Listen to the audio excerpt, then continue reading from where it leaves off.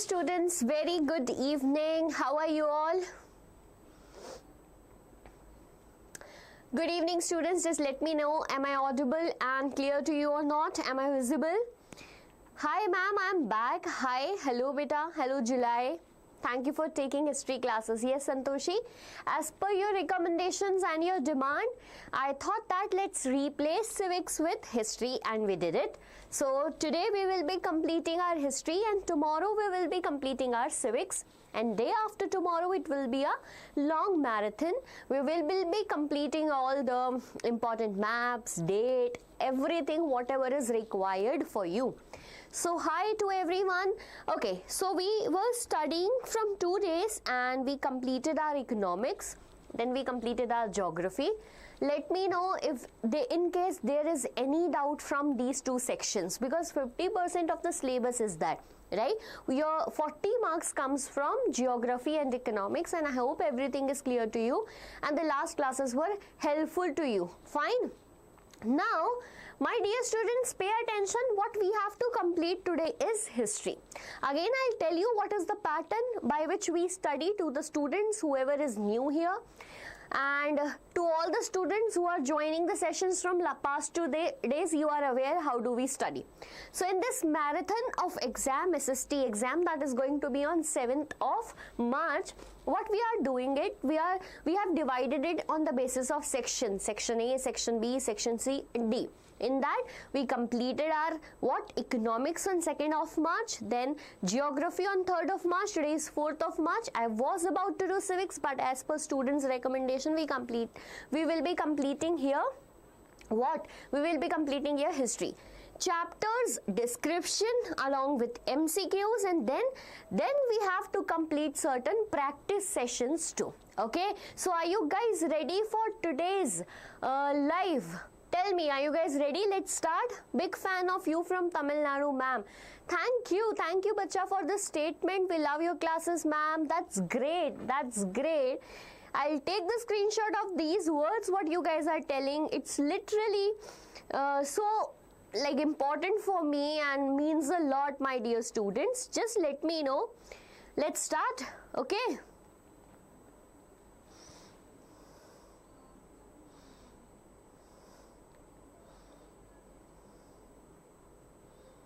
Great. Fine. Okay students, ma'am, is 5th chapter 5 and 6 of geography are of high weightage? Yes beta, I can't say that it contains less weightage. Question comes, particularly math work come, and even the question can also come. Like there is an important 5-marker question, importance of manufacturing. We have an important question regarding iron ore, coal, right? All that thing. So it is important.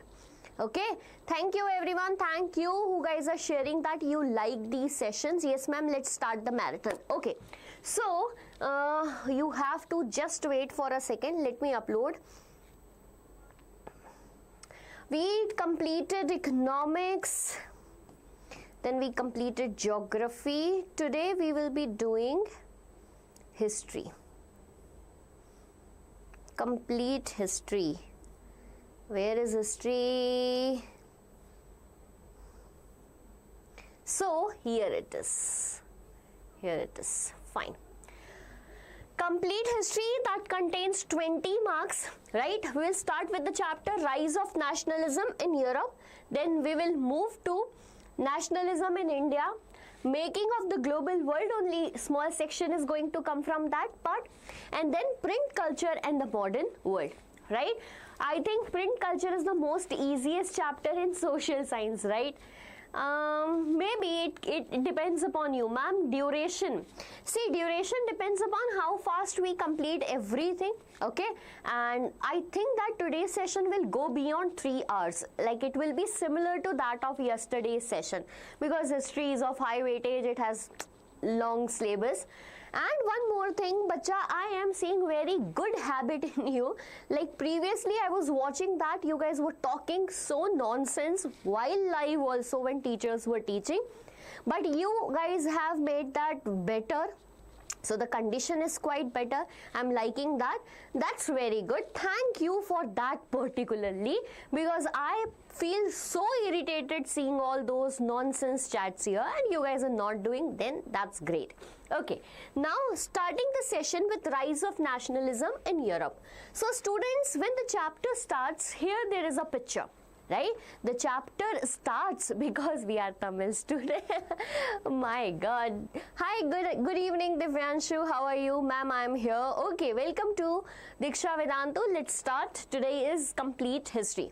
Rise of nationalism in Europe chapter starts with a picture. Now, we are starting the session being serious. So, it starts with a picture and the picture is something like this. Okay? This picture is painted by a French artist. Pay attention. This picture is painted by a French artist whose name is Frederic Soriot. Okay. What is the name? Frederic Soriot. Do you guys know that which year this was painted? So it was painted in the year 1848. Okay. The year when France became republic. When France became what? Republic. It is the same year.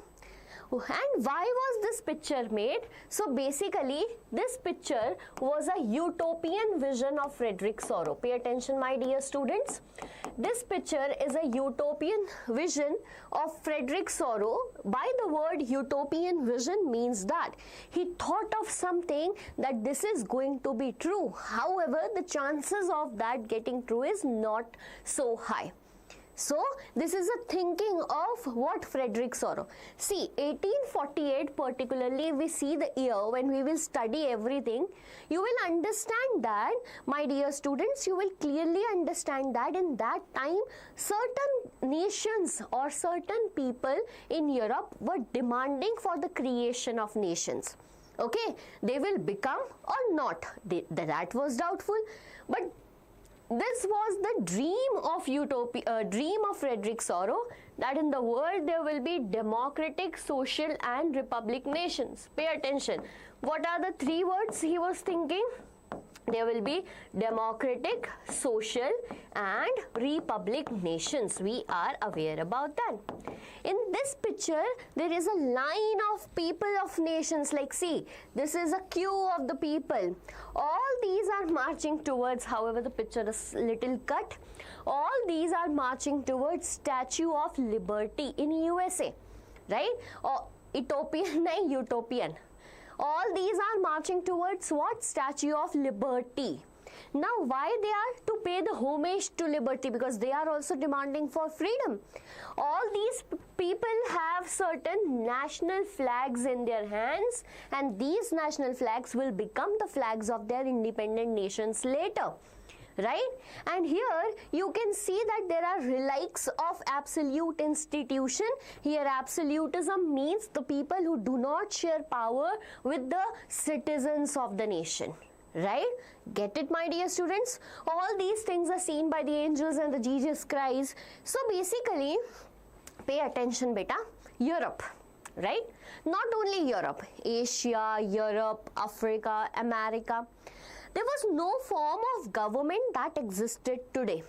Rather, there were kingdoms, there were empires who were absolutist. That means all the powers were in a central hand. All the powers were with them, by which they were just using or suppressing the society. So when the demand for what we can say change in the government rise within the European people, and here there was the rise of a word that is known as nation, and from there the nationalism word came. Right? If someone asks you what is a nation, then what you will say? A nation is a territory which is clearly defined, ruled by a centralized administrative authority. Okay, but it has a clearly defined territory. Get it, my dear students? And this is how the chapter starts. But you know that it's not, okay, you know that it is not that so important topic from which 5 questions can be asked. But what you need to remember? The name of the painter, the year in which he painted, democratic republic and इसके साथ साथ democratic social and republic. Get it, students? I am fine. I am from Rajasthan. Okay, welcome to all the new students out here. You can like the session. Ma'am, your volume is low even in my, I am unable to understand that everyday students are coming here with a problem of, is it really like problematic? Please tell me, then I can make it clear. Is this the issue of volume with all other students too, or even I'll check in my phone too? Wait.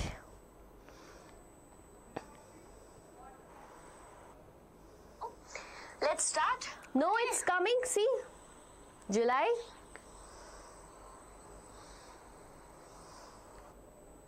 We completed our economics on no problem, miss. Yes, they are just kidding. Acha, Malika, is it? Yeah, it's okay. It's really okay. I just listen it. Fine. So the chapter here starts likewise. I just gave you the definition also of nation. We will start the session with a question. Don't mess with ma'am, guys. Fine. Arrange the following events in chronological order and choose the correct option. Why I put this question? Because if you are unable to answer, then you will focus on the entire class, because these events are completely from the chapter. Okay, my dear students, pay attention. First is revolution of the liberals. Second is French Revolution. Third is making of Germany and Italy. And the fourth one is defeat of Napoleon. What do you think? What do you think is the correct answer to this question? Beta, volume is literally okay, because I just heard in my phone also. I asked other people's nearby to hear everything is okay. And yes, by the way guys, happy Holi. Did you played Holi? Did you play Holi? Okay, everyone is answering A. Everyone here is answering A. Great, is it correct? So let's see. If I talk about French Revolution, it is 1789. We are pretty sure about that, right? Making of Germany and Italy, it is between 1860s to 1870s. This is also we are sure about that. And if I talk about defeat of Napoleon, it is 1815. So this is something we are aware.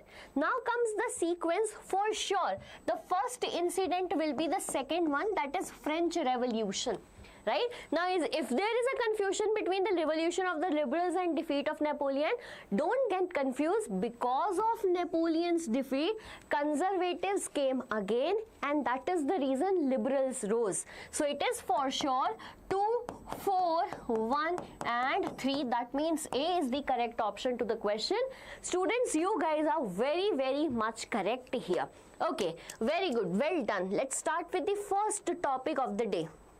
So the first topic, this will be a good revision for you. So the first and the important topic is about French Revolution. So you studied French Revolution in class 9 by Louis XVI was there, treasury was empty, and the people were, how they were like irritated because of the system of 3 estates and many more things. Role of philosophers, people came on the street, right? There was storming in the city of Bastille, and all the story you studied there. Okay, the causes, the impacts, the results, etc. But now one more important question, because the chapter say rise of nationalism in Europe. So the chapter say, where did the feeling of a nation comes within the people of France to do that revolution, and how did they generated it? Okay, how did they generate it? Come on, my dear students, learn these 5 points, because this is a really important question. You might have noticed that this question is repeated so many times in your exams, right? So the first will be the ideas of la patrie and les citoyens. What the ideas are? La patrie and les citoyens. Patrie means fatherland. Les citoyens means citizens. By we are the citizens of this land. Like we call Bharat Mata. Okay, we call it proudly na, that we are the citizens of India, Bharat Mata. Similarly, they said that this is our land and we are the citizens, just to glorify the feeling of unity among the people. Okay, enhancing among the people what? Unity. The next come here is estate general. So here in France, the work was like that. Ruler was there, but he was advised by the estate general, a body consisting of people from 3 estates, but however they were not elected. So now the people said that we will make a body that's elected body by the active citizens, and this estate general was replaced by a body known as National Assembly. Do you remember? Right? So it will be replaced by a body known as what? National Assembly. Next come the point, new hymns were composed, oath was taken, and martyrs were commemorated. It happens now whenever we hear the national anthem or any song that is related to Bharat Mata, any hymn related to it, we take the oath. We have a different feeling within, isn't it? It is. So hymns were taken, oath was taken, martyrs were commemorated, all in the name of nation. Next point is there will be a centralized by unity. When unity will be created? Whenever there is a centralized system. What? Centralized system, right? Or centralized system was placed. To do that, internal custom duties were abolished by, this is a territory of France, this is a territory of France.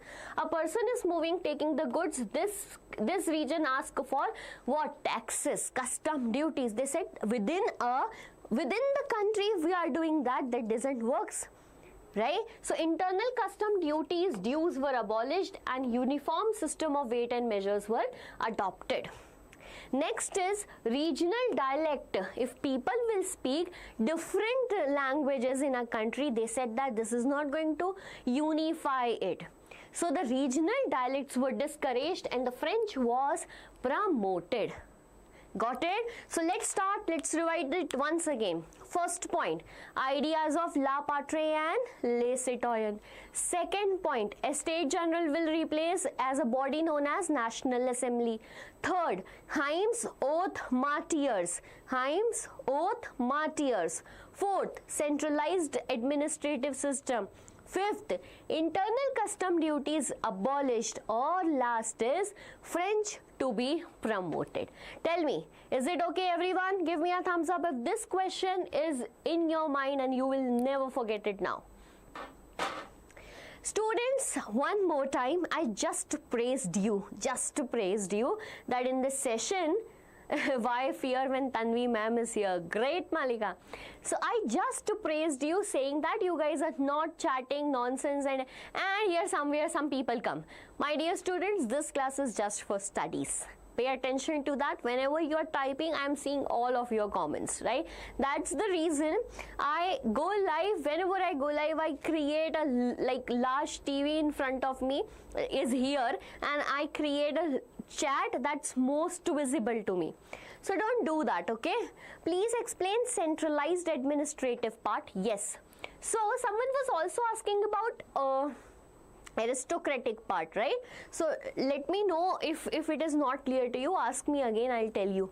So if I talk about central administrative system, bacha, Ashutosh, what happened na before in that? Like this is a region.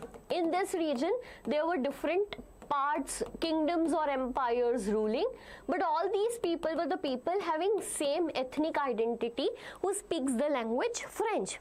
Now what is happening? This French speaking people and this French speaking people have a different administration. So when there was a thing about that let's unify the nation, or it was about this is a nation, then why there is different administration? To make a centralized administrative system, this is how the nation will become. Get it? Get it or not? Tell me, is it clear? Hi Shikha, how are you?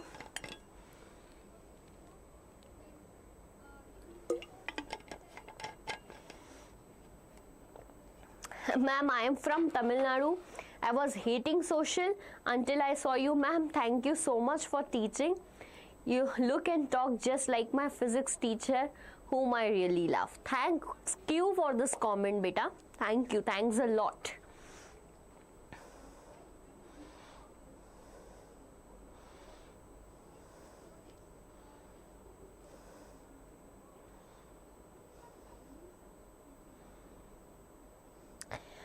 am Niharika and I am new here. Hi Niharika, how are you? How is your preparation going on? Is it good? Okay, I have a doubt on absolute institutions from starting. Pavni, absolutism means, absolute institutions means the institution, like basically a government or a form of government. It is monarchical form of government majorly, or dictatorship who is so absolute in power. That means the power only lies with me and nobody else. Getting my point? Like in a dictator, if a dictator is there, will the dictator think about the rights of the people? No, the person will think that this is my way to rule the world. So they are absolutist, who are having the control of the power in their hands. So I think now it is clear. Okay. Hi Mohit, how are you? So done with this. Now what happened? Now we are back to the storyline, bacha. So French Revolution happened, but in France there come a leader who is known as Napoleon. Right? If I talk about Napoleon, he was not like the ruler like Louis XVI, not from that family. So was he establishing or going to establish democracy in France? No. He was a dictator. He did not establish democracy in France, but he was a liberal leader. Okay. However, his liberal thinking have certain loopholes, but he was a liberal leader, and in that he made a very good administrative system. What he did? Good administrative system. Okay. So in this, first of all, he did away all the privileges on the basis of birth. Do you guys remember in class 9 that there were 3 estates, noble, clergy and the third estate? So on the basis of birth, were there privileges provided? Yes. So first of all, he said that he did away all the privileges on the basis of birth, established equality before law, that there will be no differences among the people of Europe, everyone is equal before the law, and secured the right to property. What? And secured the right to property. This is very important, because property right was not given to everyone in France region or Europe region at that time. Okay. Ma'am, how will the question come? Telling. Okay. So, second one is, first of all, Napoleon was a dictator and he wanted to rule the entire Europe. In this vision, he was not only restricted to France, he moved to other regions where he had control. So, he exported this code to other regions also. Right? Next is in the Dutch Republic, Switzerland, Italy, Germany, he exported the code. The next important thing what he did was he simplified the administrative system, because as I told you, large territories, the administration needs to be so simple. How he did? He abolished the feudal system and freed the peasants from serfdom. Okay? But here feudal system means that the people who have land rights, they were referred as feudal lords. Okay, as there is lords in their name, some people are considering as lords. Now we consider people as lords. I don't know why. So these feudal lords, will they work on the field? No. They were making serf work on the field, and that too their conditions were very bad. They were working on their field and then paying the feudals even. As like what they were paying, the dues, manorial dues. That thank you, you gave the land to us to work. Getting my point? So this was the feudal system, very bad feudal system that abolished here and freed the peasants from serfdom. For this establishment of a good system, transport and communication needs to be improved. Everyone got a free-bound society for economy. So do you know that Europeans who were questioning India for sati system, for this system, for that system, they are also fulfilled with so many loopholes. Hi Shri Kirti, hello, welcome again. So, welcome to everyone here, everyone to whom even I missed the text. Okay, hello to everyone. So here we just completed what? Acha, now the question from this section will come in a way. First question from this section will be how the people of France developed the feeling of nationalism or nation among them. This will be the answer to this. And here the question will come, Napoleon's administrative system. What were the changes brought by Napoleon in the administration? Or the question can come, Napoleon no doubt destroyed democracy, right? But brought good administrative changes. Explain the statement.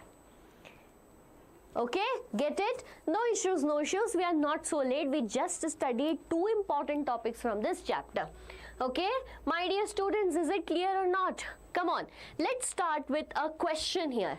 Let's start with a question here, assertion and reason. Okay, assertion is Napoleon's French army brought democracy and accountability in governance across Europe by 1804. Is it correct? Is it correct or not? Reason, Napoleon simplified administrative division, abolished the feudal system and freed peasants from serfdom and manorial dues. What do you think is the correct answer? Ma'am, I am Kanishka. I have a doubt how to study, but when I saw your video, I got an idea, ma'am, and you look so pretty. Thank you, Shivagami. Thank you for this. Okay, you're Kanishka. Sorry, I am reading that Kanishka then also. Thank you, Kanishka. Thank you for this comment, bacha. Thank you so much.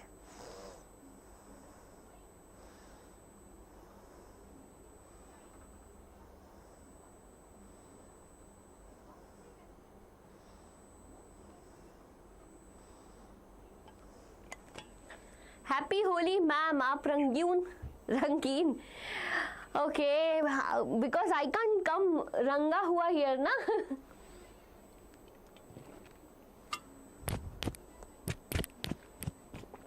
I think one day I will destroy their mic and then they will ask for money.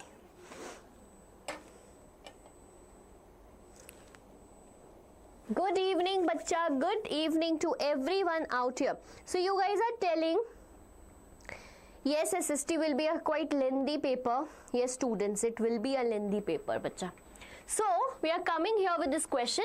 Napoleon's French army brought democracy? Not at all. I just stated the fact that it did not bring democracy. Next is Napoleon simplified administration. Yes, A is false, R is true. Now, let's pick up our speed because we have to do a lot today. Now come the point. Now I have to tell you one thing, my dear students, what the storyline is. So 1789, here comes the French Revolution. Here comes what? The French Revolution, and these were conservative people. These were what? Conservative people, right?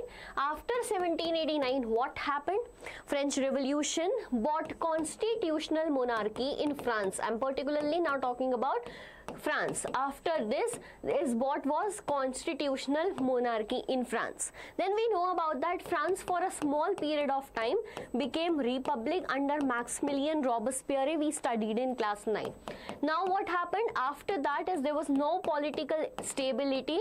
There comes Napoleon in the year 1804. He became what, my dear students? He became the emperor of France and he ruled till 1815. Why did he rule only till 1815? Because the conservative people, okay, the conservative people were not happy by the actions of Napoleon and they were worried that their power will be snatched totally. They do not wanted a liberal leader in the society and their power was suppressed by Napoleon. And he was establishing his empire in nearby areas also. He was expanding. These conservatives are known as new conservatives. See the timeline. These conservatives are referred as new conservatives. But in between this period, okay, in between this period, there is a feeling or there is an ideology that emerged that is known as liberalism. This is what we have to study now. This is what we have to study now, that what is liberalism. My dear student, the word liberalism stands for, see, I have drawn here also, but still. So, the word liberalism stands for free. It comes from a Latin word liber, which means free. It comes from a Latin word liber, which means what, bacha? Free. So, there are 3 types of liberalism. Why we are here talking about liberalism? Because when Napoleon came, everyone welcomed him wholeheartedly. So wholeheartedly everyone welcomed him, but they were not aware about the circumstances going to happen in Europe. So afterwards, when people analyzed, they thought, okay, he is giving us social freedom. He is giving us economic freedom, but what about political freedom? Right? When I tell you what is social freedom, political freedom, economic freedom, you will understand what actually I mean by this.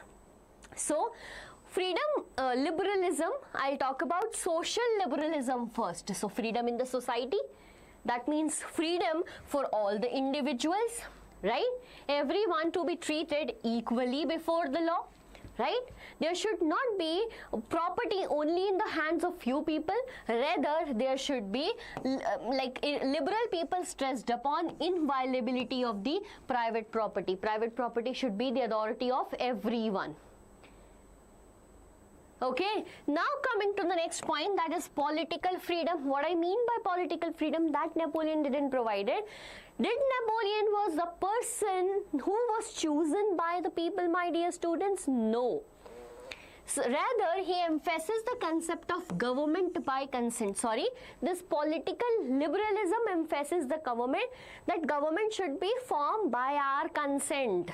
We should elect them. And there should be no autocracy. Okay, autocracy, man marji rule, going on its own, as well as clerical privileges. Rather, there should be a constitution directing the government. This is how you need to work. Okay, and that government should be a representative parliament. These are the points. Next is about economic freedom. Economic freedom, we know there should be freedom of market. Freedom of the movement of goods and capitals. Why was not the freedom there? Freedom was not there because state imposed various restrictions, right? One state imposing restrictions on the other by increasing the custom duties. Getting my point? Now, ma'am, how will the question come from this topic? Students' question will come in such a way that they will ask you to explain the concept of liberalism. In the manner, you collect all the things, all the points from social, political and economic sphere. Tell me, will you able to write it or not? Tell me. Will you able to write that? Ma'am, duration is long, beta. It will be completed by 8:30 or 9. Okay, because complete history we have to do. See, 30 minutes are over and we didn't even completed 2 topics.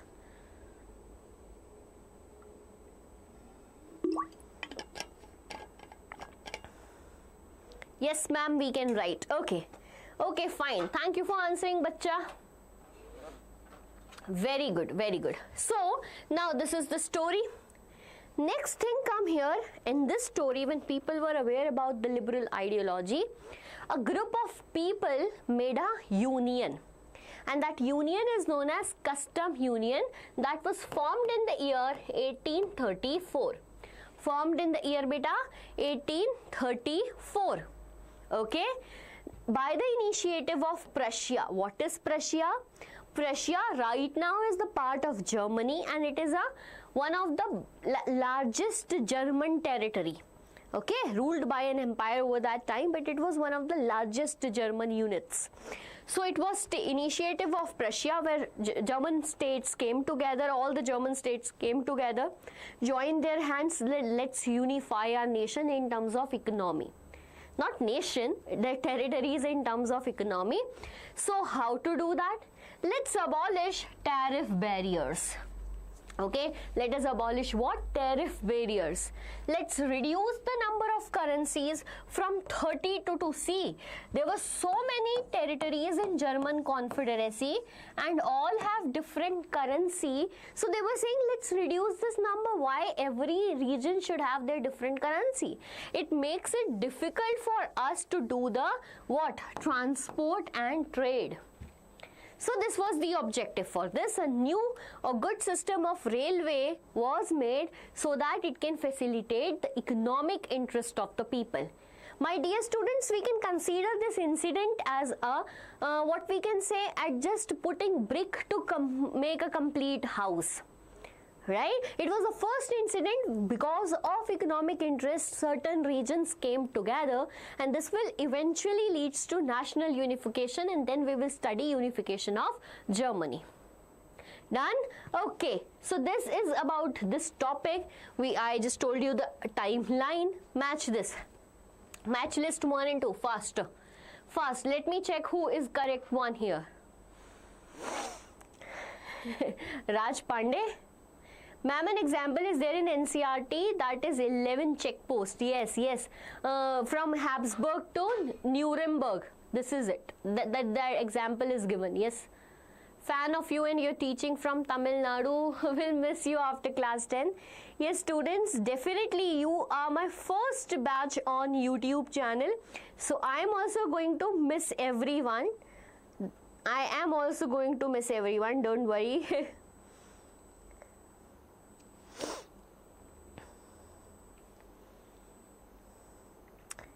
Happy Holi to everyone.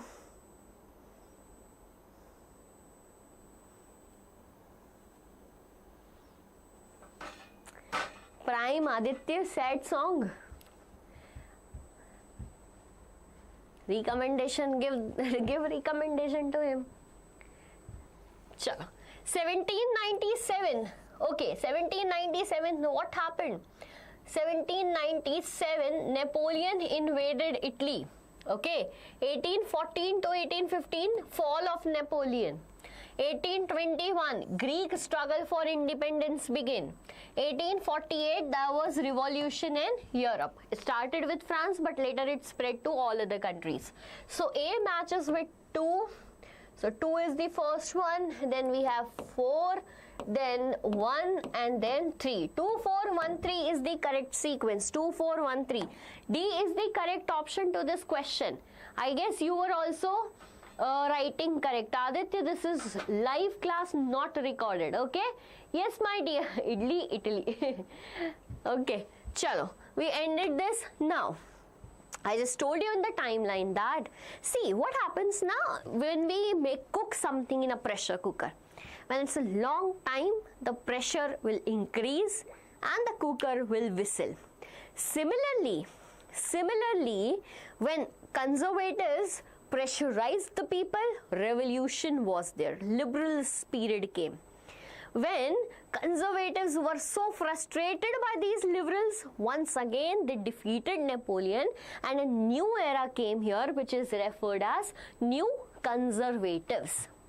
Now what happened, my dear notification? Now what happened, my dear students? What happened? The important thing is that everyone around Napoleon was feared by the Napoleon's entry in Europe, right? They were thinking that this is the most important villain of our, we have to let him go. So Britain, Russia, Prussia, Austria, all the conservative people grouped together, made a plan. That's let defeat Napoleon. There were frequent wars against Napoleon by different territories, and at last Napoleon defeated in the Battle of Waterloo. Right? In Leipzig also he lost so many territories, but in the Battle of Waterloo he was finally defeated. And after that a treaty was signed, and the treaty is known as Treaty of Vienna. Where is Vienna? Vienna is the capital of which country? Tell me. So he was defeated in the Treaty of Vienna, signed in 1815, hosted by a chancellor. I'm not telling the name. So which country? Hosted by a chancellor, Duke Metternich. Right?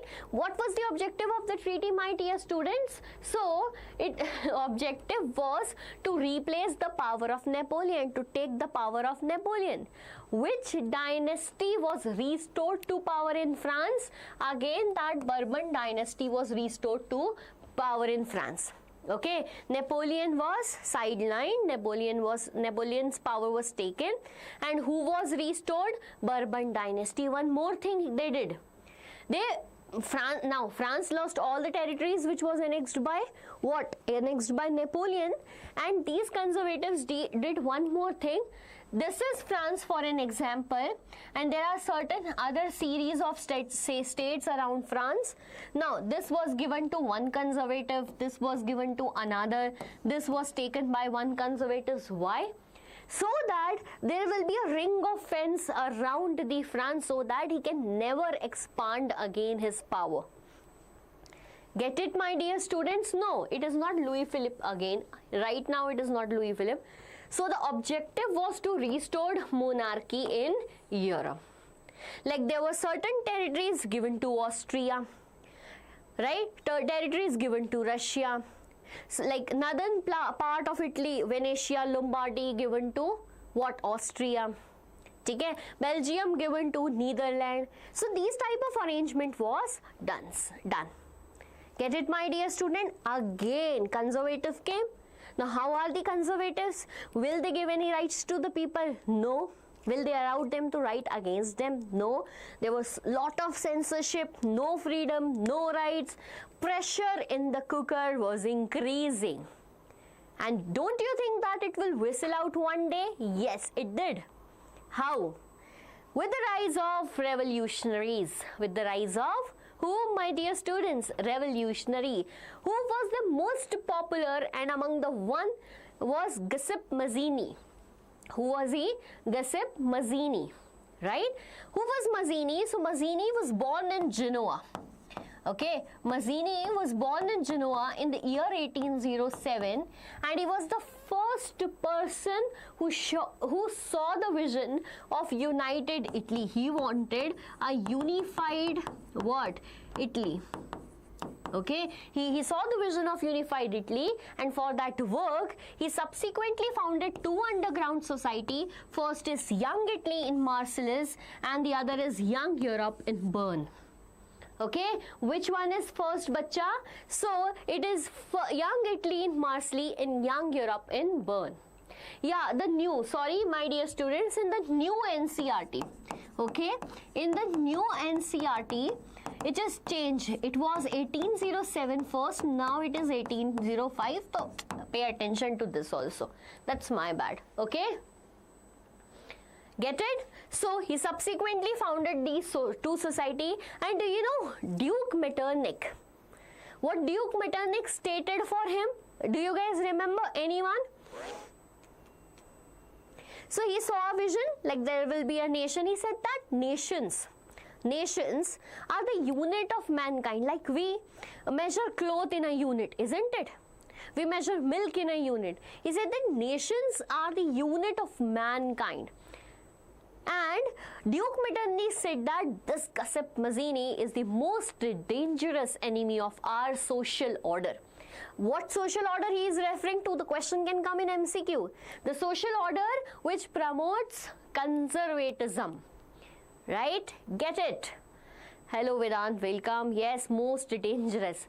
Spidey Black, this is not only the one statement that he gave. He gave more statements too. So this is it about Mazzini. Let's have a question here. Assertion. Many artists and poets within Europe made paintings and wrote. However, it's not related to Mazzini, but let's solve the questions in between to make it interesting. Many artists and poets within Europe made paintings and wrote poems to highlight the plight of Greek under the Ottoman Empire. Is it correct? Ottoman. Reason. Many Europeans had sympathies for ancient Greek culture and supported the work of Greek nationalists. Tell me, which one is correct among this?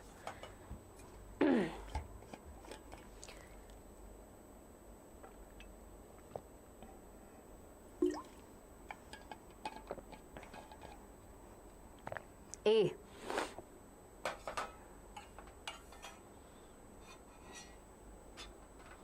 Young Europe and Young Italy, sorry. It's Young Europe and Young Italy. A is the correct answer. Both A and R are true and R is the correct explanation of A. Very good. Now, as I just told you, my dear students, okay, as I just told you one thing over here, and that one thing was that now the revolutionaries were coming, right? The pressure cooker is now whistling. So here comes the age of revolution. What is coming? Age of revolution. And who will be the first in the queue? For sure, France. But what is the reason for the revolution this time? Always and always the reason is bad economy. Like we studied French Revolution in 1789. What was happening? People were struggling to have food. Population rise, the crops prices rise, etc., etc.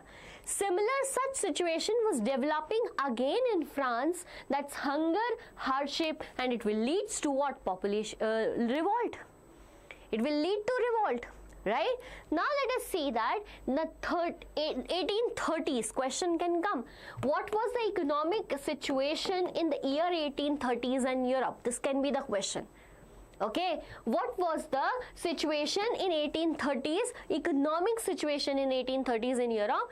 Population was rising, economic hardship was increasing, right? When population was rising, there are more number of people seeking for job, but they are unable to find it. For seeking job, they are moving from rural areas to urban areas, migrating, making slums and all that thing. One more problem was Britain. Britain had many colonies around, had the source of raw materials, right? Was providing stiff competition in Europe. So this was also a problem, right? In France, there were food shortage, widespread unemployment. People came on the streets similarly as they came in 1789, did the revolution, and Louis Philippe was... 1 second. Just a second, wait.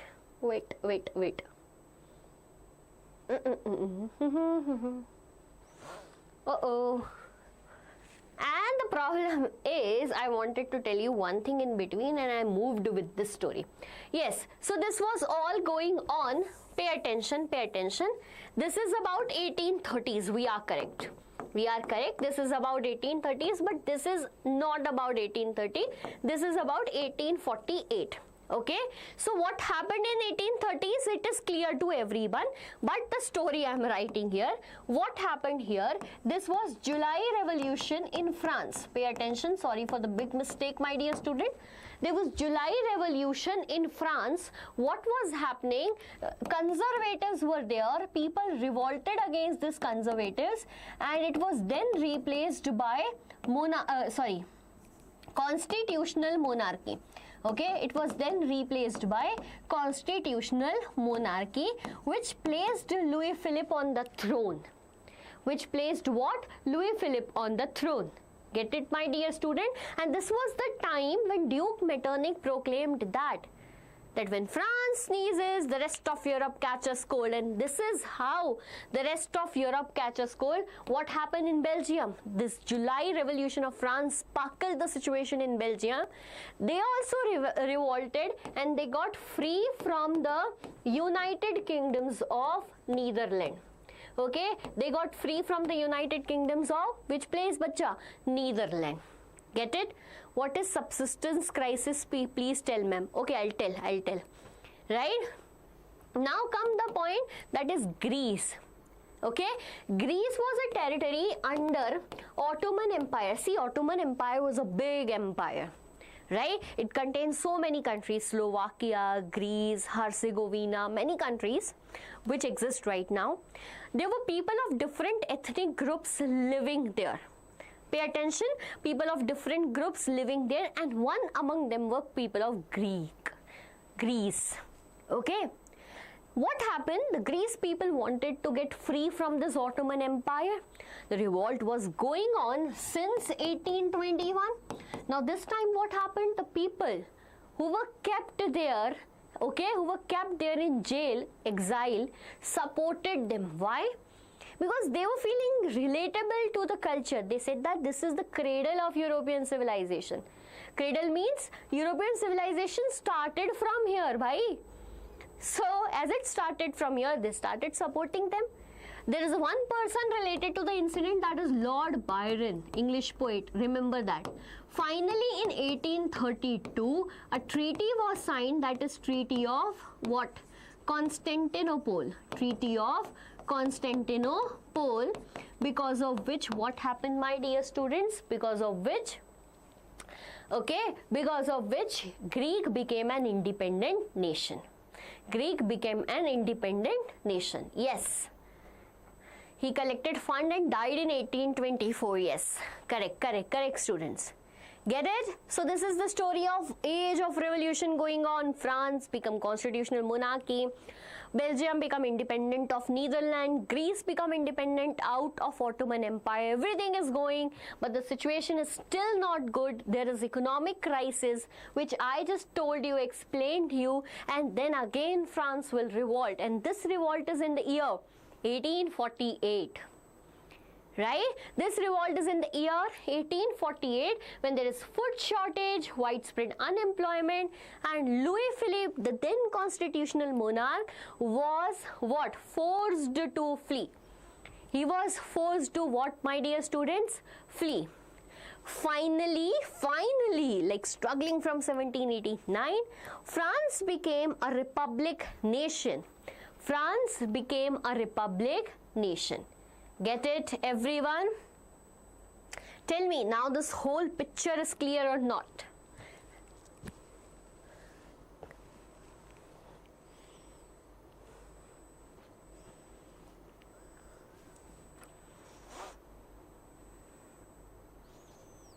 Who is getting angry from whom? What is this going on? Tanmay, Anshika, what is this going on?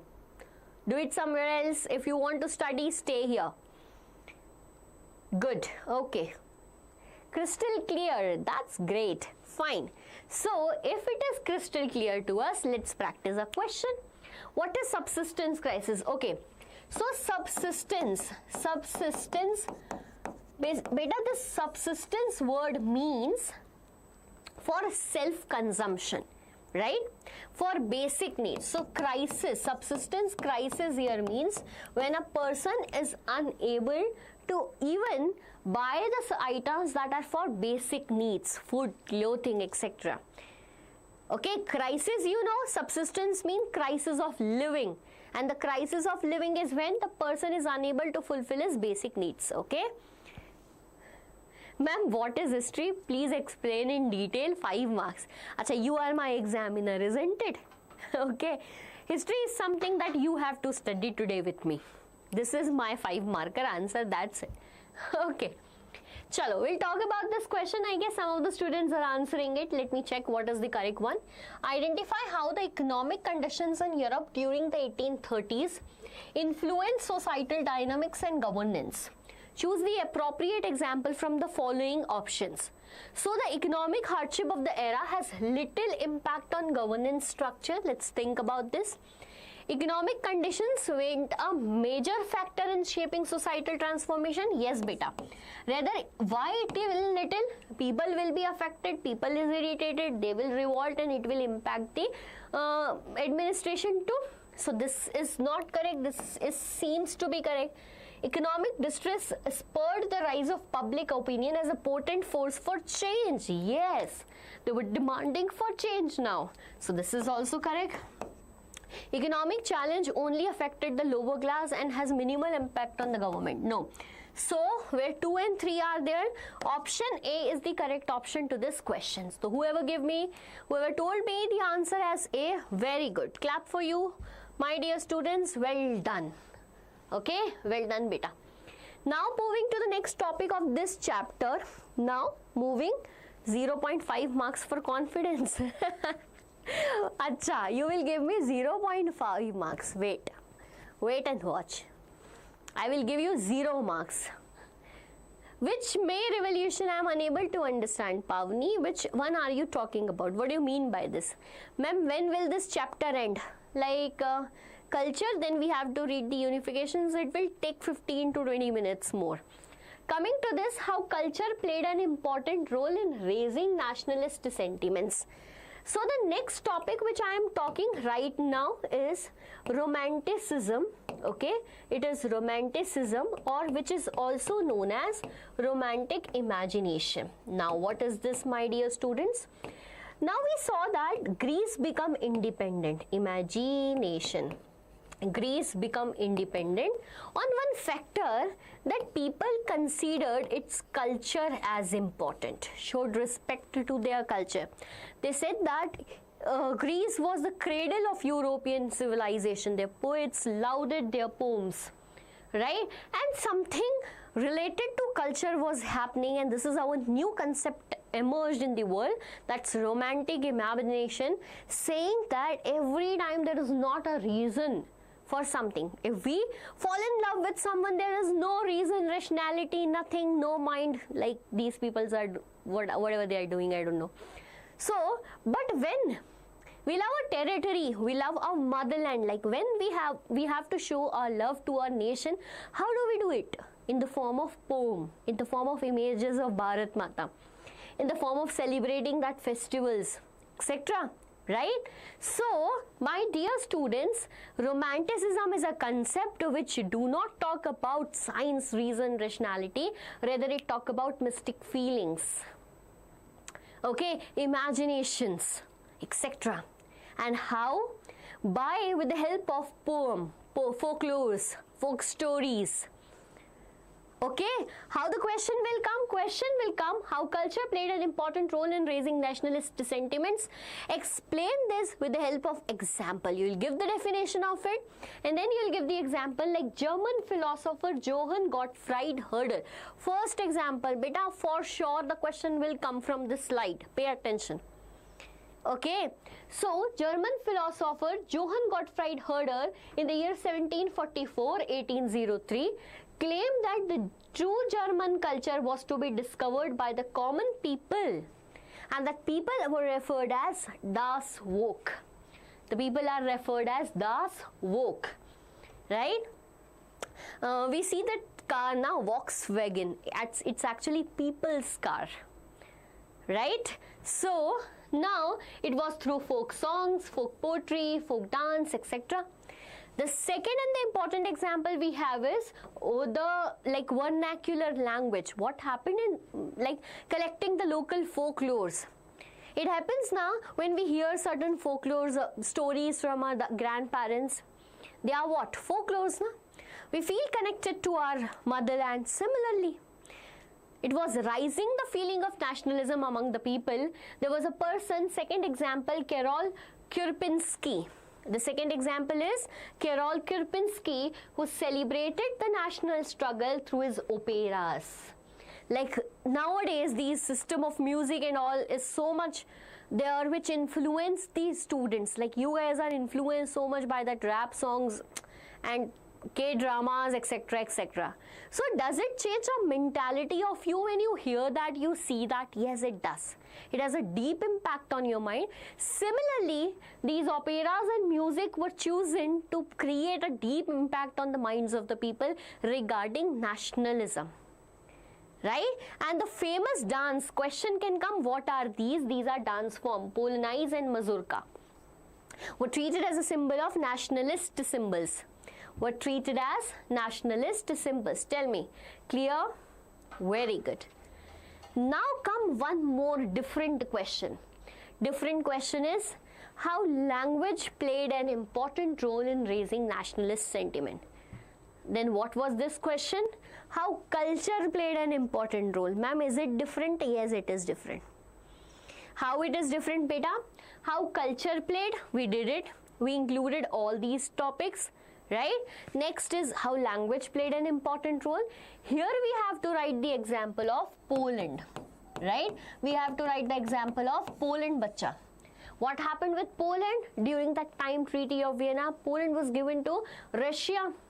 After this Russian occupation, the Polish language was forced out of the school. No one was allowed to speak Polish language. Why? They wanted to impose Russian language among all the people. This was injustice. The people wanted to speak Poland. They were not feeling good after this. So now what happened?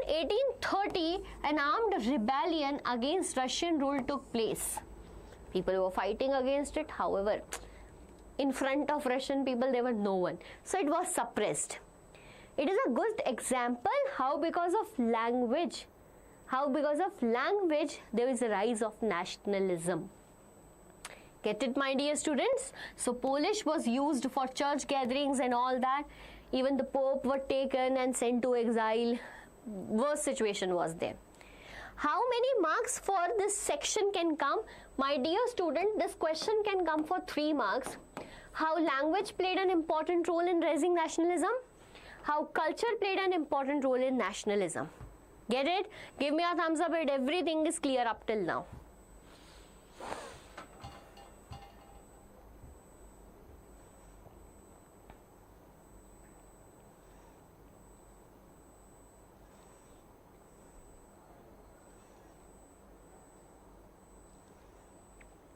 Great, great, great, great.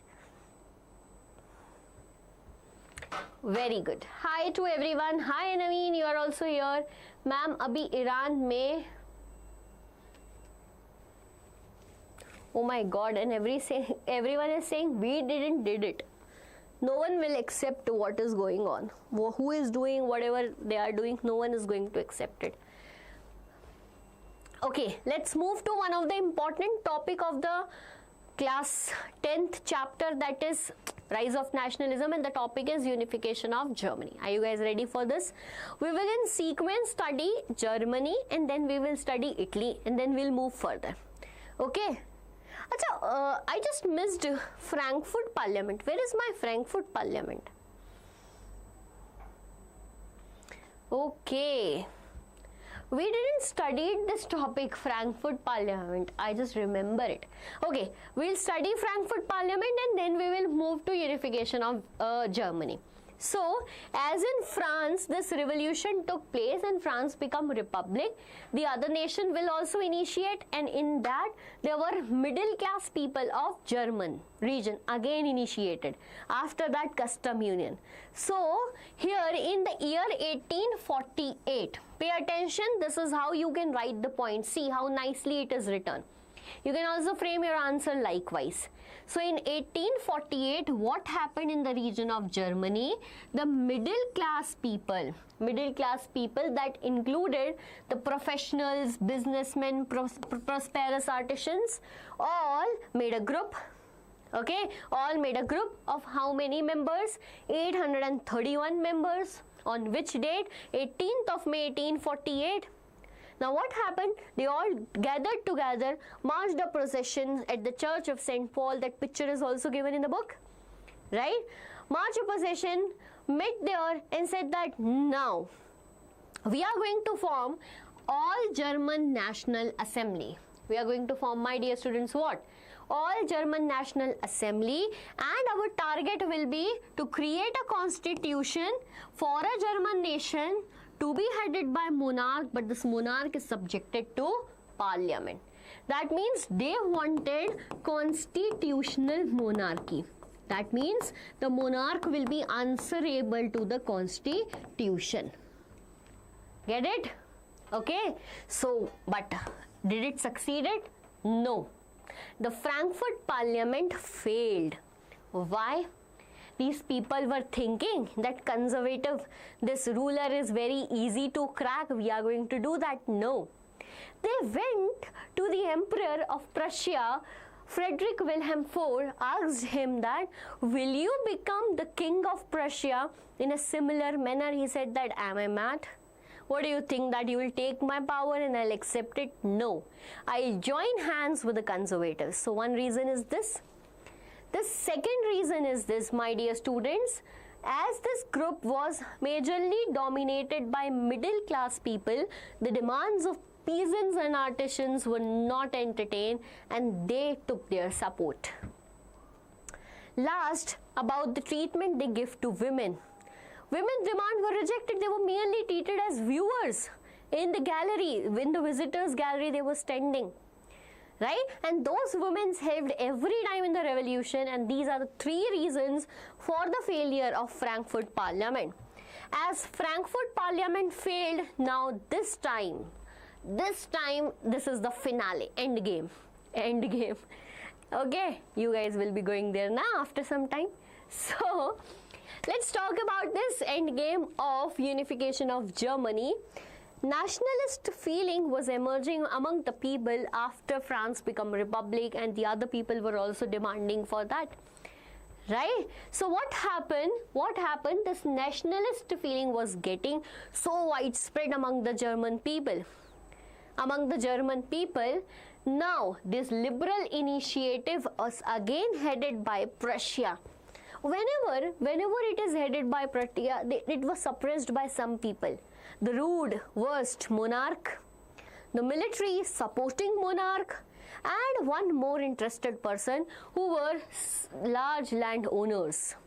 Why landowners were not interested to give rights to the people? Because they knew if we give the rights, our land will be taken. So it's not good for us. There are certain rich people in the society, no, that is supported by the government, whatever existing form of government is there. The landowners were such like that, and they are referred as junkers. What are they referred as, bacha? Junkers. Okay, Prussia took the leadership of the movement for national unification. Prussia took the leadership, and here comes in the picture the hero of Germany. That is Otto von Bismarck. He was the architect. He is the brain of this process. Right? He is the brain. He fought 3 wars. He fought 3 wars for 7 years with Austria, Denmark and France. Pay attention. What are these 3 countries? Question can come. Austria, Denmark and France. What was the result? And the result was Prussian victory. So who won the war? Prussia won the war. Finally resulting into the unification of, oh sorry, I just said Italy, Germany. So finally resulting in what? Resulting in unification of Germany in the year January 1871. 1871, Prussian King Wilhelm I was proclaimed German Emperor. Everyone came in that treaty, in that hall of Versailles, like Otto von Bismarck, military, monarch and everyone. And finally it was accepted that Germany is unified and it will be working under this National Assembly, who will write a constitution, and the system will be constitutional monarchy. Get it? Get it, bacha? Long story, done?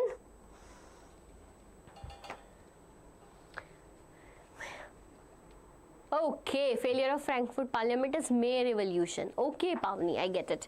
18th May 1848, this is what you were talking about, that I missed it. Sorry for this, I was not able to understand. It's really wrong, yes. Ma'am, swagat nahi karoge. Welcome, Vedant, welcome. How are you? How was your day? Prepared for SST or not? Or wasted your day? Chalo. Let's move to what? Unification of Italy. Let's move to what? Unification of Italy. Germany done. Chapter closed. Let's move to the next chapter, that is Italy. So why Italy looked like this? Italy looked like this in this century. Right? In this century it was fragmented into different states. It was fragmented into different states. Fine. So now what happened? I'll tell you the different fragmented areas. This particular region of Italy, which region? This particular region of Italy was occupied by only one single Italian princely ruler or Italian princely house. Princely house. And do you know what this region is known as? This is Sardinia, Piedmont. Sardinia, Piedmont. Okay. Then after this, here is a region that's Lombardy. Lombardy. Okay. And then here it is Venetia. Venetia. This middle region was occupied by Pope. This southern region, that is known as South Sicily. That is known as South Sicily, is being ruled by this also, is being ruled by Bourbon dynasty of Spain. Okay, it is being ruled by Bourbon dynasty of Spain. So can you see this, how this region was fragmented? Yes. There is one common thing among the people, that they speak the language that is Italian. And their ethnic diversity, they are not diverse, their ethnicity is same. Their ethnicity is same. So, who took the first step regarding the Italian unification? We studied Giuseppe Mazzini. He formed 2 societies, Young Europe and Young Italy. However, he raised the uprisings in 1831, 1848, but it was a failure. Now, naturally, Naturally, when Mazzini's plan is failed, the responsibility will fall into the shoulders of which person? The person who is Italian. Who is he? The princely ruler of Sardinia Piedmont, and he is Victor Emmanuel II. With Victor Emmanuel II, there is another person who is the mastermind. Right? Not mastermind of Big Boss, by the way. So, who is the mastermind? That is Chief Minister Cavour. This Chief Minister Cavour, I won't say that he was a revolutionary. No. Right? He was not a democrat. No. Who was he? He was a diplomatic person. Right? He didn't even know Italy language very nicely. Rather, he was very fluent in French because all these big people in Europe spoke the language French. Right? Now, through a tactful alliance with France engineered by Cavour, tactful alliance by a person like Cavour, Sardinia Piedmont defeated Austrian forces in 1859. This Sardinia Piedmont captured this region of Lombardy and Venetia. This region was occupied by Austrian people and they were defeated in the year 1859. Get it, my dear students? What Vedant say? Okay? So then comes in picture whom? Garibaldi. Please listen. Say I'm listening. What?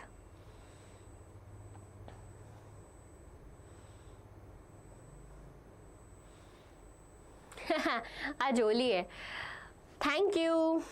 This is how you made me irritated now. Ma'am, you are ignoring Vedehi. Madam, you are ignoring. Talking about me? Are you talking about me?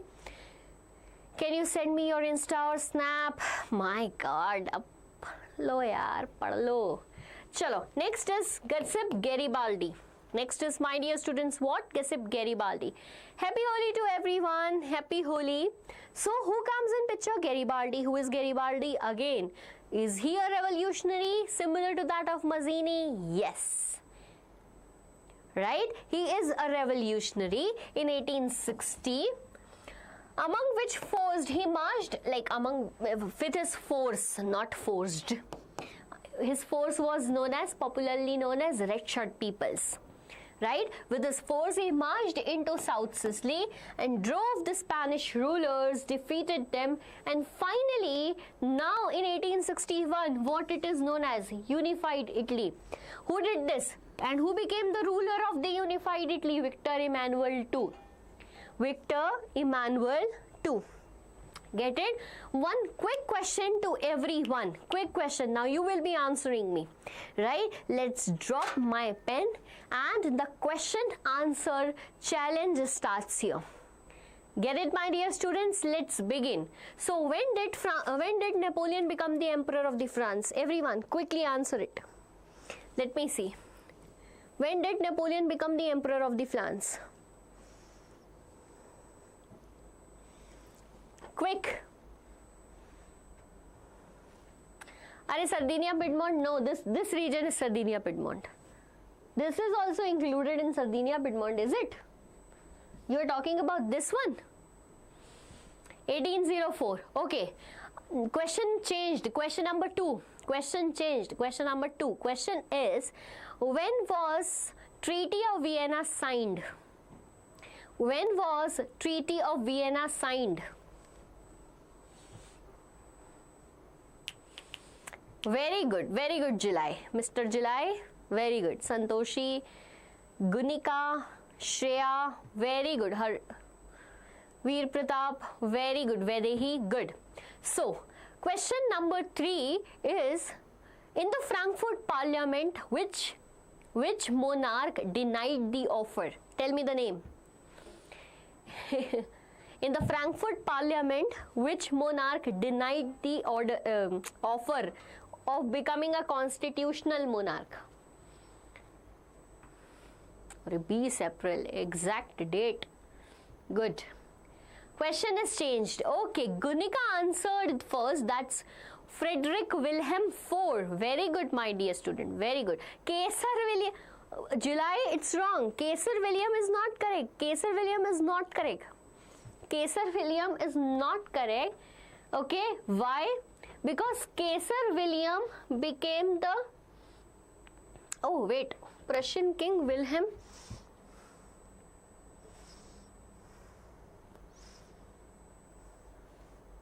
Wait. Frederick Wilhelm IV denied the offer. That's correct. That's correct. Here it is a mistake. Here it is a mistake. It is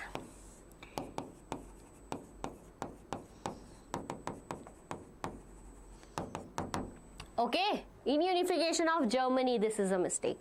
Good. We will do this if somewhere there is a mistake, we can correct it. Chalo. Get it? So very good. Next question. When did Germany become unified? When did Germany become unified? When did Germany become unified? Germany became unified.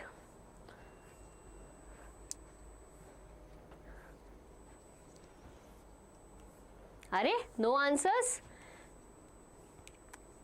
FF Gamer, that's 1871. Gunika, Vedant, Harshu. Good. Rishabh. July. Lakshita is talking to. Fine. Very good. Very good. Okay.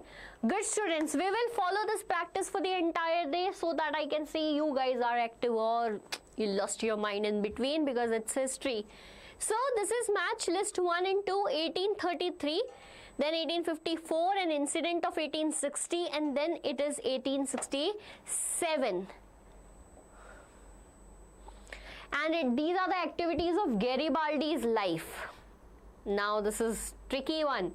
This is regarding the activities of Garibaldi's life.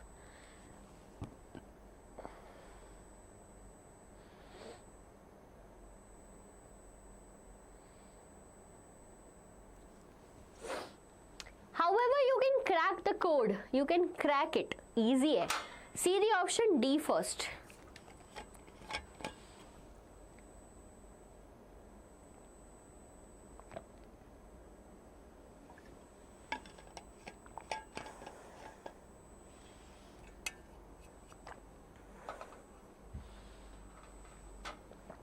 Option D first. Sorry. I mean this D, not Snehal. I just said that see the option D. Doesn't mean that D is correct. But let's check if D is correct or not. So when I said D, I meant this, by the way. 1867, he led an unsuccessful attempt to capture Rome. Because when we were studying Italy, we saw that there was one region, this central region, which we didn't talk about, Rome. It was being ruled by the Pope, backed up by France. Now what happened? This particular part and this particular part in 1861 was considered as unified Italy. But however, the rest of part, this center part was not captured. Right? Then if I talk about this, 1867, he led their army, but he failed. So this is 1860, he led the famous expedition to South Sicily. So the answer to D is 3 and the answer to C is 1. By these two options, we can check which is the correct option. So answer to A, this is the correct option. D is the very correct option, dear students. Get it? Why D is the correct option? Now let's check the another one. 1854, he supported Victor Emmanuel II, and in 1833, he joined the Young Italy movement started by Mazzini. Okay, get it?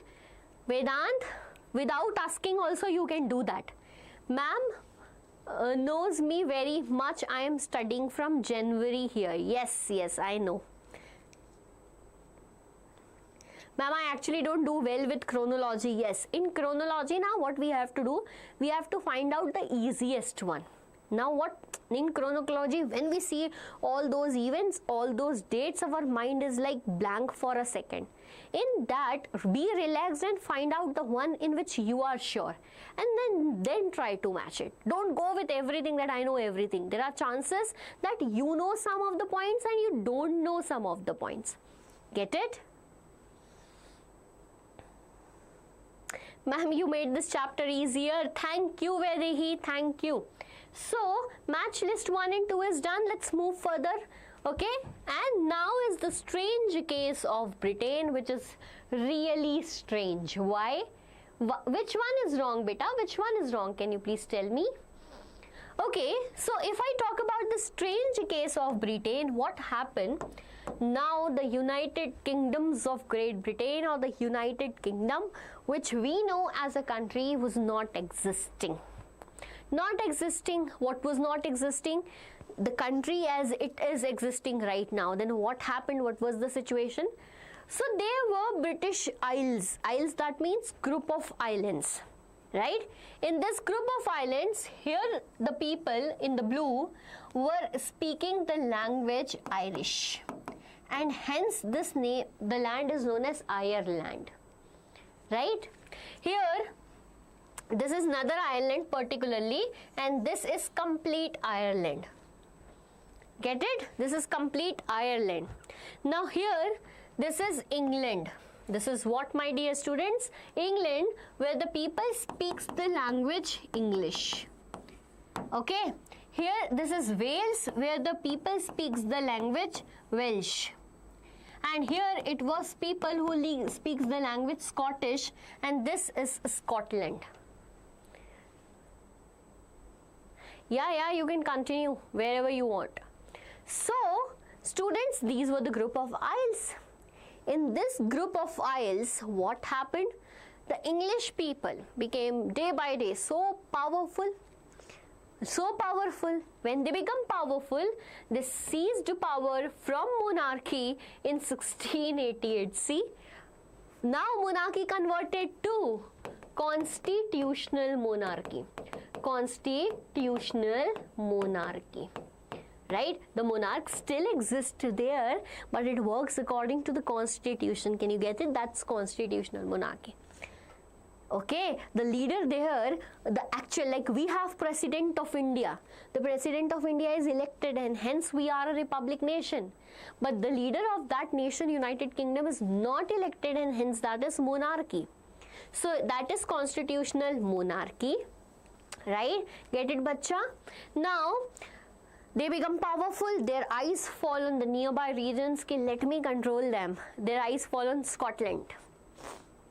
Act of Union was signed in the year 1707. Act of Union was signed in the year 1707 between England and Scotland, and here forms United Kingdom of Great Britain. They call themselves, because we captured you, we are great now. Two kingdoms united, United Kingdom of Great Britain. Next time their eyes fall on Ireland. Irish people were badly affected. So it was forcibly incorporated in the year 1801. So this is how the process started. After winning everything, they forced their language or promoted English language in this region, right? They made a national anthem. Okay, who is going to tell me what was the national anthem and national flag? You will tell me the name of national anthem and national flag. Let me check. Who knows?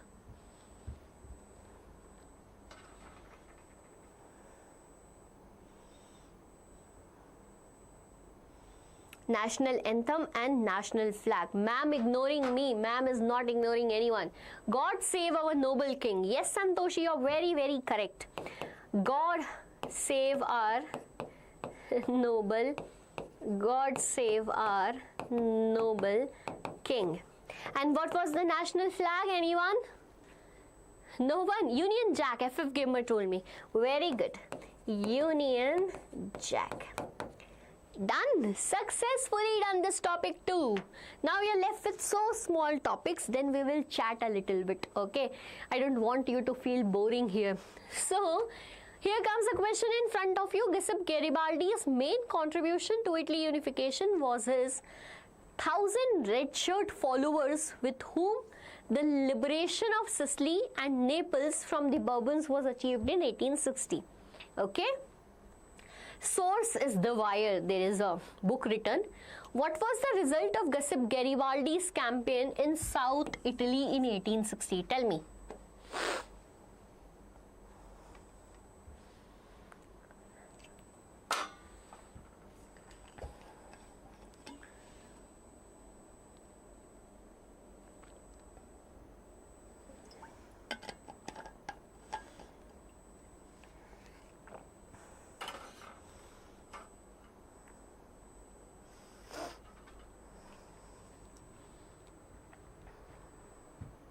B.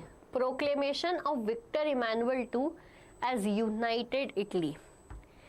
Restoration of Spanish ruler? No, because Spanish ruler defeated. Proclamation of Victor Emmanuel II as king? Yes. Defeat of the armed forces? No, these armed forces even won the war. Establishment of a separate kingdom? We can't say that. This is the correct one. Get it, students? Very good. Now one more thing is there, and that is visualizing the nation. I think I have not added that. Visualizing the nation. What do you mean by visualizing the nation? So in this visualizing the nation, let me check if I have that. No. So for visualizing the nations, we have made allegory. Who is allegory? Allegory is a female figure representing the nation. Female figure representing the nation. Right, we are aware about that. There are two figures given in our book, right? Two figures that are given in our book. One is Germania. Germania is the allegory of Germany, and Meraine. Meraine is the allegory of France, right? Did you guys saw that pictures of Germania and who made this picture of Germania? That was even hanging in the Frankfurt Parliament. Anyone who draw this picture of Germania? I will consider the person as smartest who will answer this.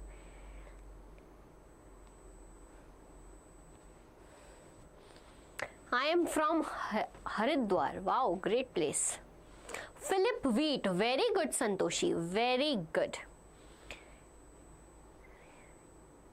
Very good. Okay. So Philip Wheat is the person who draw this. And this is the picture of Meraine used in stamps, etc. Right? Very good. So Meraine is done. Here are the meaning of certain symbol in this picture.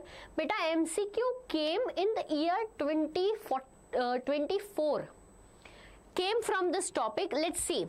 Broken chain. Can you figure out where is broken chain? Here it is broken chain. Meaning free. Getting free. Okay. Then there is a breastplate with eagle strength. Here, this is a breastplate. Symbolizing the German Empire. Sorry, strength. Symbolizing the strength. Then there is crown of oak leaves. Okay. Is there crown of oak leaves? This is the crown of oak leaves. Representing heroism. The same crown is also worn by who wear this? This Germania figure. Representing heroism. Right? Then we have a sword here kept. Yes. Readiness to fight. What does this sword means? Readiness to fight. Olive branches around the sword. Here are the olive branches around the sword. Willingness to make peace. Olive leaves, white, peace. Get it? Next, black, red and gold tricolor.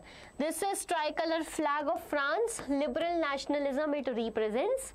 And the last, that is rays of the rising sun behind this one.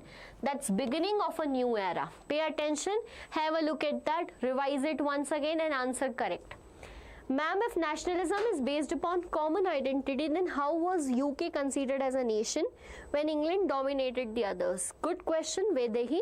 However, it is a smart strategic question. But what happened now, my dear students, that believe in common identity. Common identity, right? The people should somewhere have a common identity by which you know that people, you know that territory. Now the territories are occupied. They are occupied either forcefully or willingly. Like if I talk about USA, it's willingly, na, they formed a nation. This is forcefully they made a nation. But now autonomy is given to them, you know about that, na? So at that time the nations were formed likewise only. Aditya Academy jaoge. What say? Okay, done with the meanings of symbol? Very good. Very good. Now we have a last topic of this chapter, that is Balkan crisis. Raise your hand if you guys feel that this topic is the most tough and you guys feel that we forget every time we study. Raise your hand, then I will make sure that you guys do not ever forget this topic.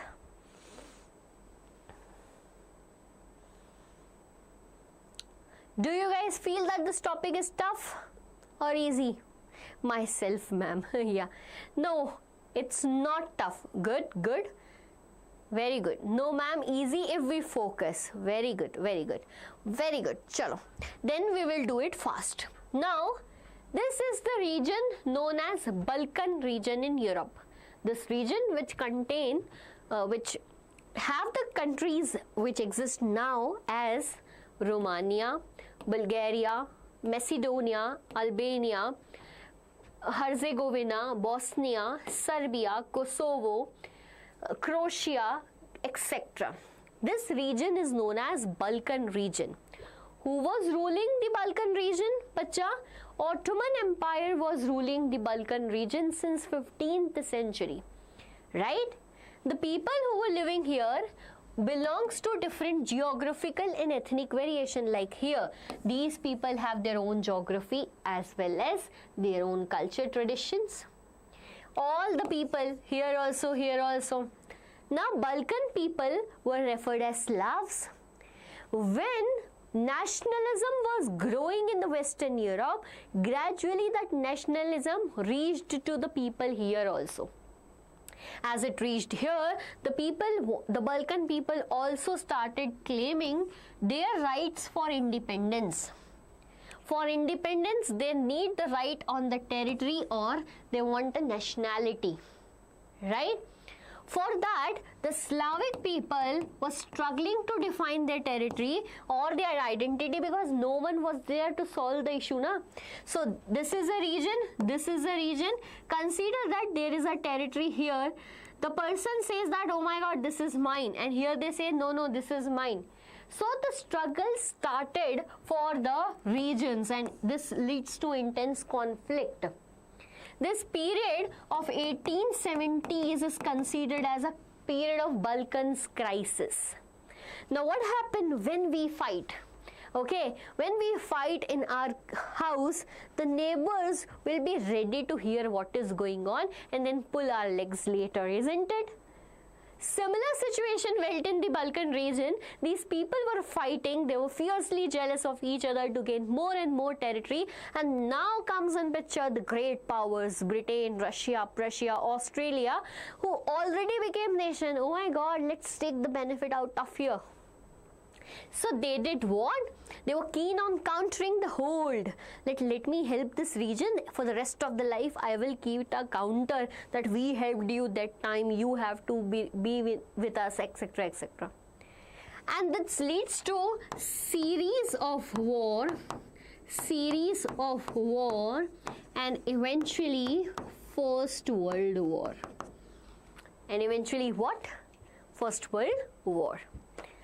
Done? Clear? Tell me, is it clear to everyone?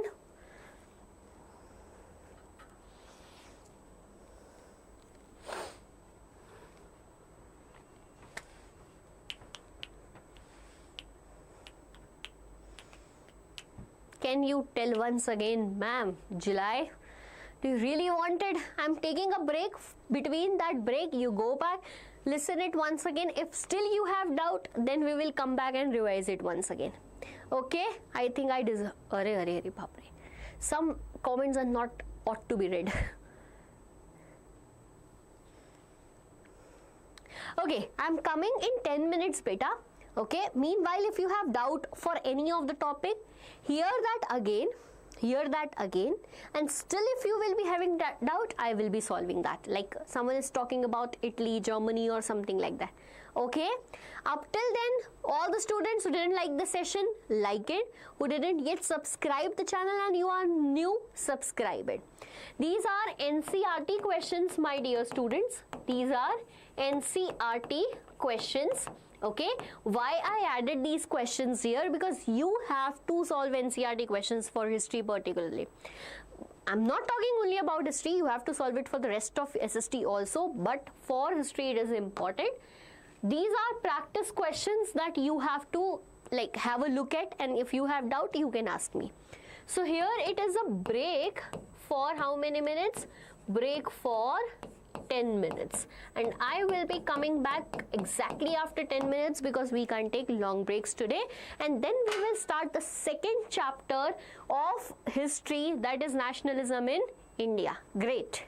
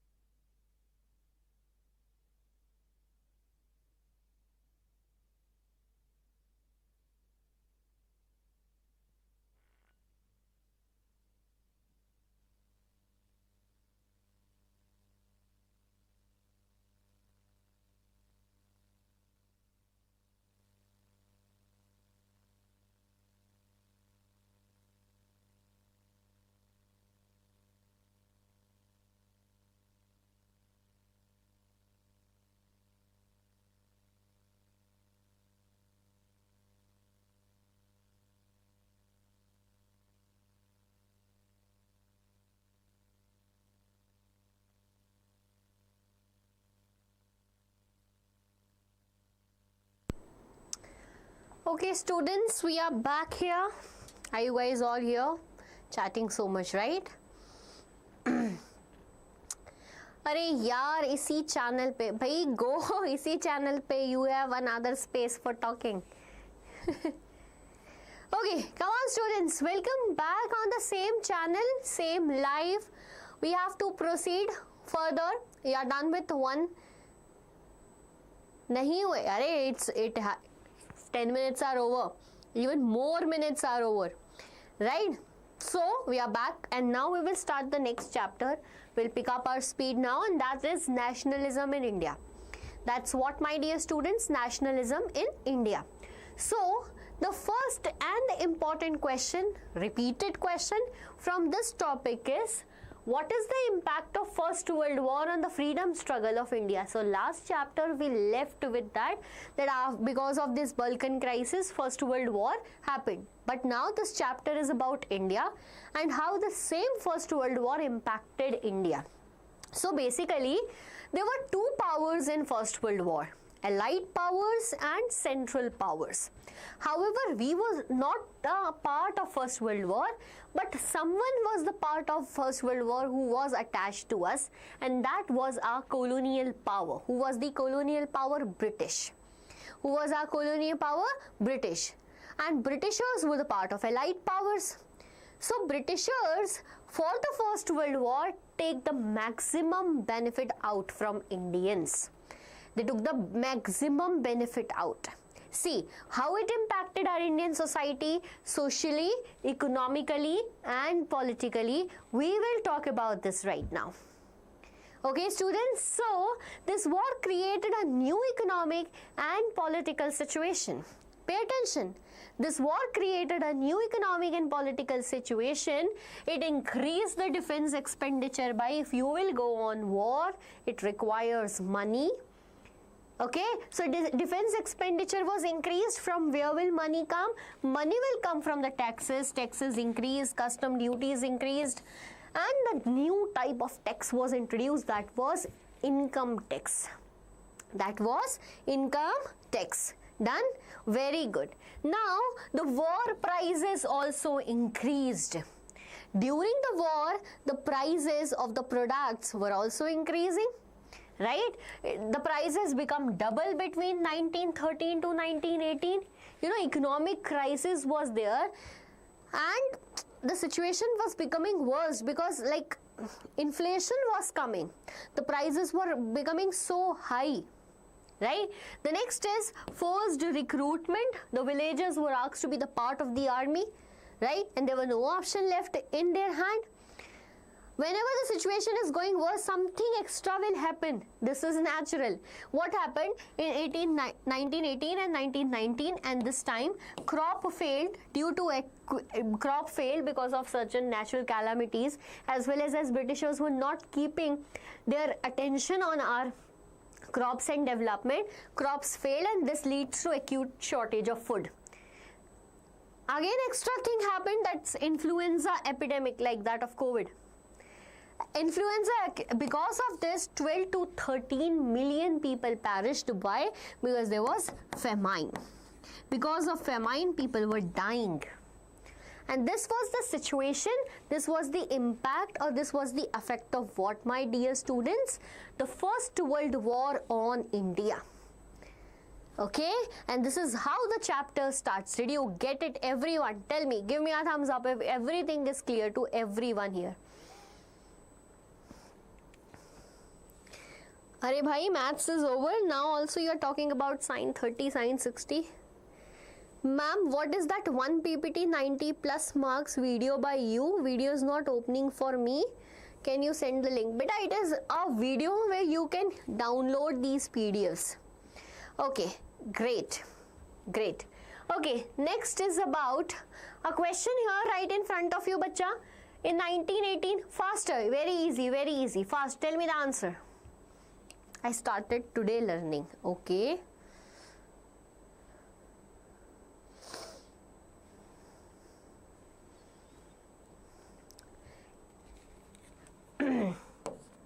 To 13 million people perished. We just studied this right now. Now comes the main topic of this chapter. Beta, class 8th, if you guys remember, the last chapter that was basically national struggle of India, freedom struggle of India, right? That started with the before 1857, the impact of it, formation of Indian National Congress, and many more such things. Swadeshi movement, if you remember. We will study everything after that timeline now. Okay, with the coming of Mahatma Gandhi in India. Where was Mahatma Gandhi before India? So he went to London for studies, and then he went to South Africa for a case. He reached India 15th of July, year 1915. Sorry, January, not July, January. So he reached India in January 1915. Okay, when he reached India, he introduced a new concept, and that concept is known as satyagraha. Satyagraha means based upon truth and non-violence. Where everything is based on truth and non-violence. So when he came India, he was advised by Gopal Krishna Gokhale ji that listen, you first see the condition of India, then intervene in the political affairs. He did that same. It took a leap of 1 year, saw all the situation of India, and after that he entered in some of the small satyagraha which are considered as early satyagraha of Gandhiji. Which are considered as what, bacha? Early satyagraha of Gandhiji. Let us start. The first one is Champaran. Where is Champaran, bhai? Bihar. First one is what? Champaran. And where is Champaran? Bihar. Which year? 1917. What happened that people were doing satyagraha? Because of the oppressive plantation system, the people were forced to grow indigo. Okay, people were forced to grow indigo in the 2/3 land area, and this indigo cultivation affected the fertility of the soil. People were so much irritated. Even once indigo satyagraha, I won't say it's satyagraha, indigo revolt took place before also, but it was restricted to the region that was from West Bengal. Now this is the time it is in Bihar. Get it? The second one is beta Kheda, Gujarat. What happened in Gujarat? Crop failure because of drought, plague epidemic, and there was high revenue. People were unable to pay this revenue to the Britishers. Satyagraha was done with the help of Gandhiji in the year 1917. I'm not going through the detailed story right now because we don't have enough time. Okay, the third one is about Ahmedabad, that is in Gujarat. A mill was there, cotton mill. The workers went on strike because they wanted high salary. They were also affected by this plague epidemic. Get it? So what were the early satyagraha of Gandhiji? 3. CAK. Champaran, Ahmedabad and Kheda. Cake. Champaran, Ahmedabad and Kheda. Get it? Chalo, very good, very good. So all these early satyagraha was Gandhiji was done, he initiated and he got succeeded in it. Now what happened, here in the year 1919 a change will happen. Government will pass an act. Which government I am talking about? British government. So British government here will pass an act that was passed so hurriedly by an imperial legislative council. The act said that because this time revolutionaries were increasing, so they were actually being feared of Indian people. So here in this act what happened, they gave government enormous power to arrest any political activist for 2 years without any trial. You know what the trial means? The process that there will be a notice and you need to go to the nearest court within 24 hours. No trial, nothing will be done. No, you will not taken to court. You will not be taken to the court. Right? So this act gave government enormous power to separate political activities and allow detention, that means their arrest, without trial for 2 years. What do you think? The people will entertain this type of act? No. People were so angry. Gandhiji thought that this event is very crucial. Let us launch a nationwide Rowlatt Satyagraha. Let us launch a nationwide Rowlatt Satyagraha. It was decided that Okay, it was decided that we will launch it, ठीक है, we will launch it on 6th of April 1919, right? But what happened? See how Indian people reacted against this act. There was so much rallies going on. Workers went on strike. Hartal was being done. The lines of communication, that railway lines were being broken. Transport lines were disrupted. Telephone wires were being cut. These were the things done by the people. What do you think? British will enjoy? They reacted badly. What they did, they started arresting the local leaders from different places. Here, why they are talking about Amritsar? Because in Amritsar, violence was increasing. Right? So in Amritsar, they arrested 2 local leaders, Dr. Satyapal and Saifuddin Khichlu, and this is how the situation became more worst. Right? Mahatma Gandhi was barred from entering Delhi. Situation was getting more worse, and one more incident took place on 13th, that is Jallianwala Bagh massacre. Right, we'll complete till Jallianwala massacre and then practice the question. So Rowlatt Act, what happened? Rowlatt Act passed. Rowlatt Satyagraha, when Rowlatt Satyagraha? The Satyagraha on 6th of April. On 10th of April, police started firing in Amritsar, because of which martial law was imposed. What happens in martial law? The military rule comes and there is no way police is working. Now military is working. Military rule come, and here General Dyer took the command. Right? On 13th of April, that is the day of Baisakhi, people that every year celebrates the beautiful festival of Punjab, that's Baisakhi. What happened? They were, as it is, went for a fair on Jallianwala Bagh. Jallianwala Bagh is a garden over there. They went there, people gathered, right? Now, when they gathered, now Dyer got the news. Okay, oh my God, people gathered in the martial law. How come possible? Let me tell me my terror. How they are getting collected. There might be any political meeting going on. In this suspicion, he just came, blocked the only entry and exit, and started open firing on that humble people. Right? As a result, 500 plus people were killed. Right? The people were innocent. Some of them died intentionally by jumping in the well, because they didn't want it to be die by the bullets of Britishers. And here is one of the worst incident of the nation happened, and this stunned the leaders at that time.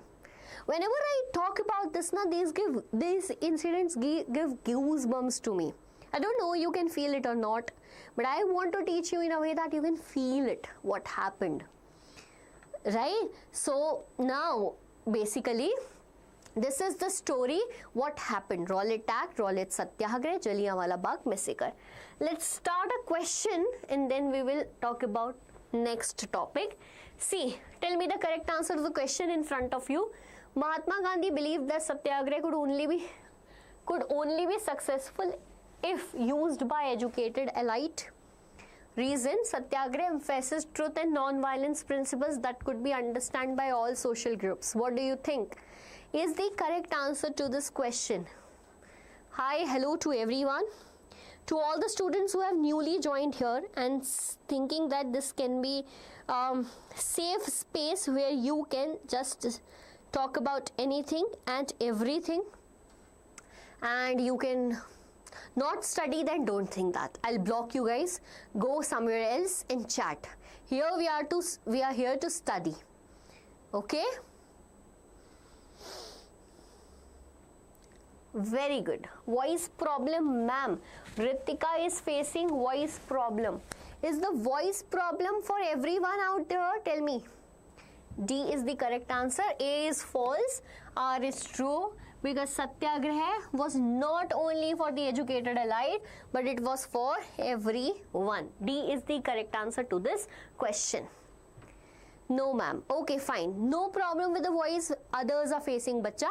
You please check your voice or refresh it once if you are facing that issue. Okay, very good.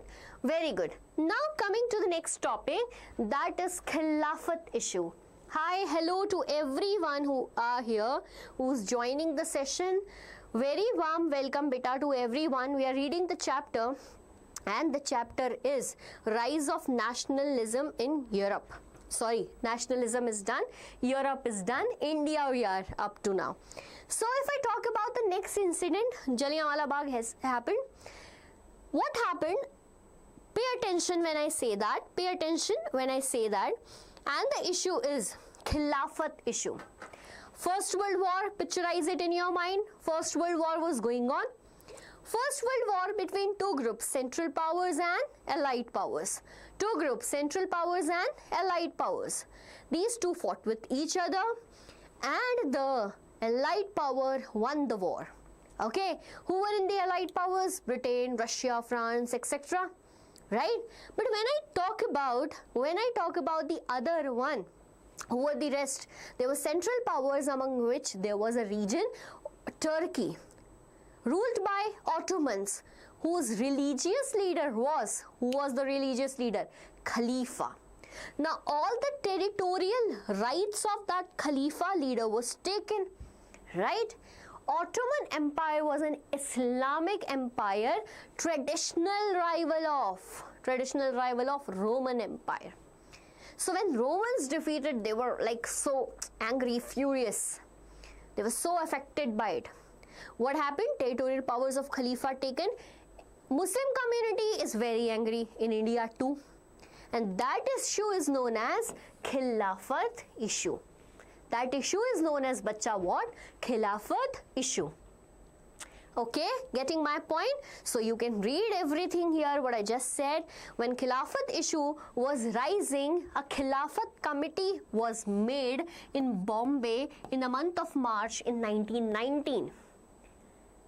Okay, so Khilafat committee made by Ali brothers, two brothers, Muhammad Ali, Shaukat Ali. They had a talk with Gandhiji that this is the issue. We want a nationwide struggle. Gandhiji said that yes, we will together start a nationwide struggle. Let's plan. Okay, getting my point? Gandhiji thought that this incident is like, can be a starting point, right? Can be a starting point from where we can start a nationwide, what we can say, movement. So, and here it will be starting of non-cooperation movement. In the month of September, okay, in the month of September in 1920, Indian National Congress was meeting and sitting, etc., etc. Right?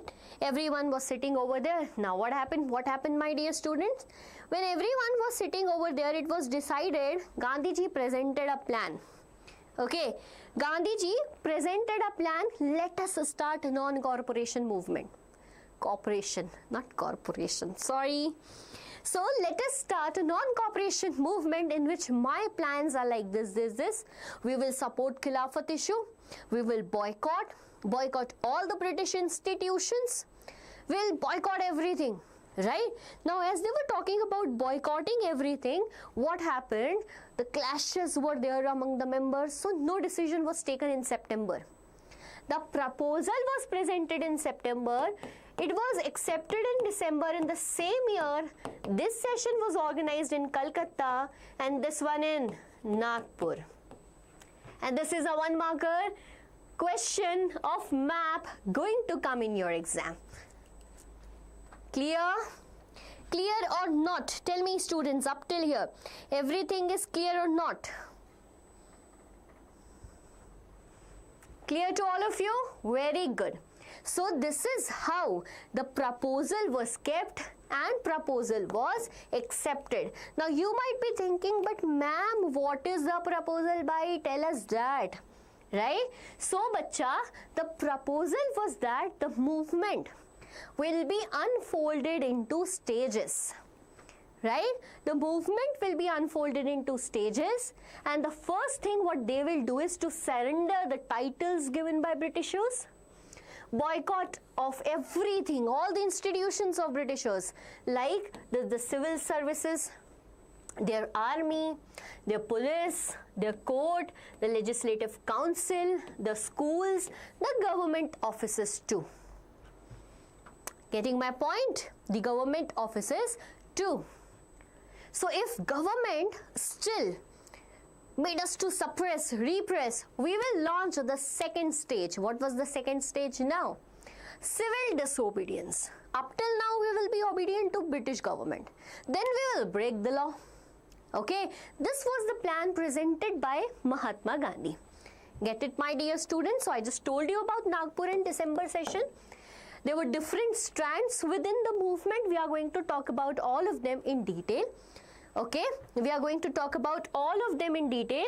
But before that, I have one more thing for you. The movement was organized in the towns. The movement was being organized in the countryside. The movement was being organized in the tribal areas, village areas, in the plantation worker areas, everywhere, with one demand, and the demand was, what was the demand? Swaraj. What they wanted? Swaraj. However, the word Swaraj is different for all of these. How? We will talk about it. Right? Movement was going very nicely. Everyone was doing very nicely. Now, an incident happened at Chauri Chaura 1922. What was the incident, beta? So, this incident was in Gorakhpur, Uttar Pradesh. This incident was in Gorakhpur, Uttar Pradesh.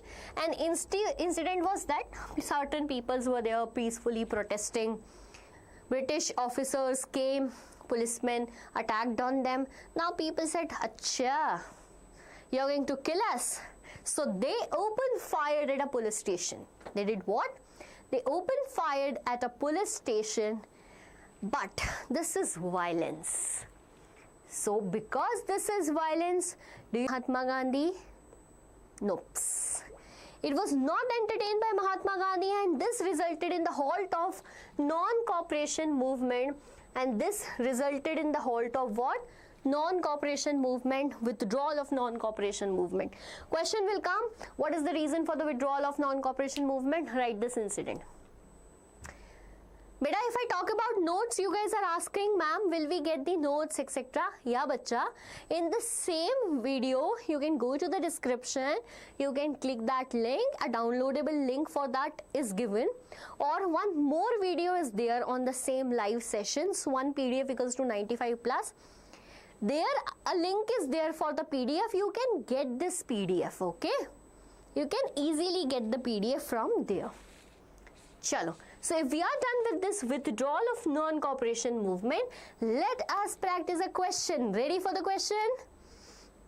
Okay. So the question is here, list years, list of events. Answer it fast. I'm waiting for your responses. Crystal clear. Thank you, beta. Thank you.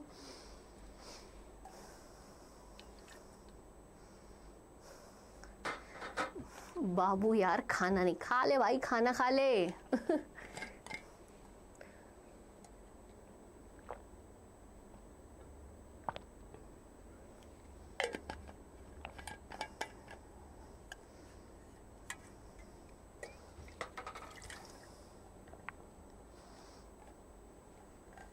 Some people are answering B, some as C. Hi, hello to everyone. Hello to every student out here. So, see, we studied so many incidents now. 1919 Rowlatt Act, fine. Then 1929 demand for Purna Swaraj. Okay. 1922 Chauri Chaura event, we just studied this. 1921 Khilafat movement. Right? So, A goes with 3. When A goes with 3, C is the correct answer to the question.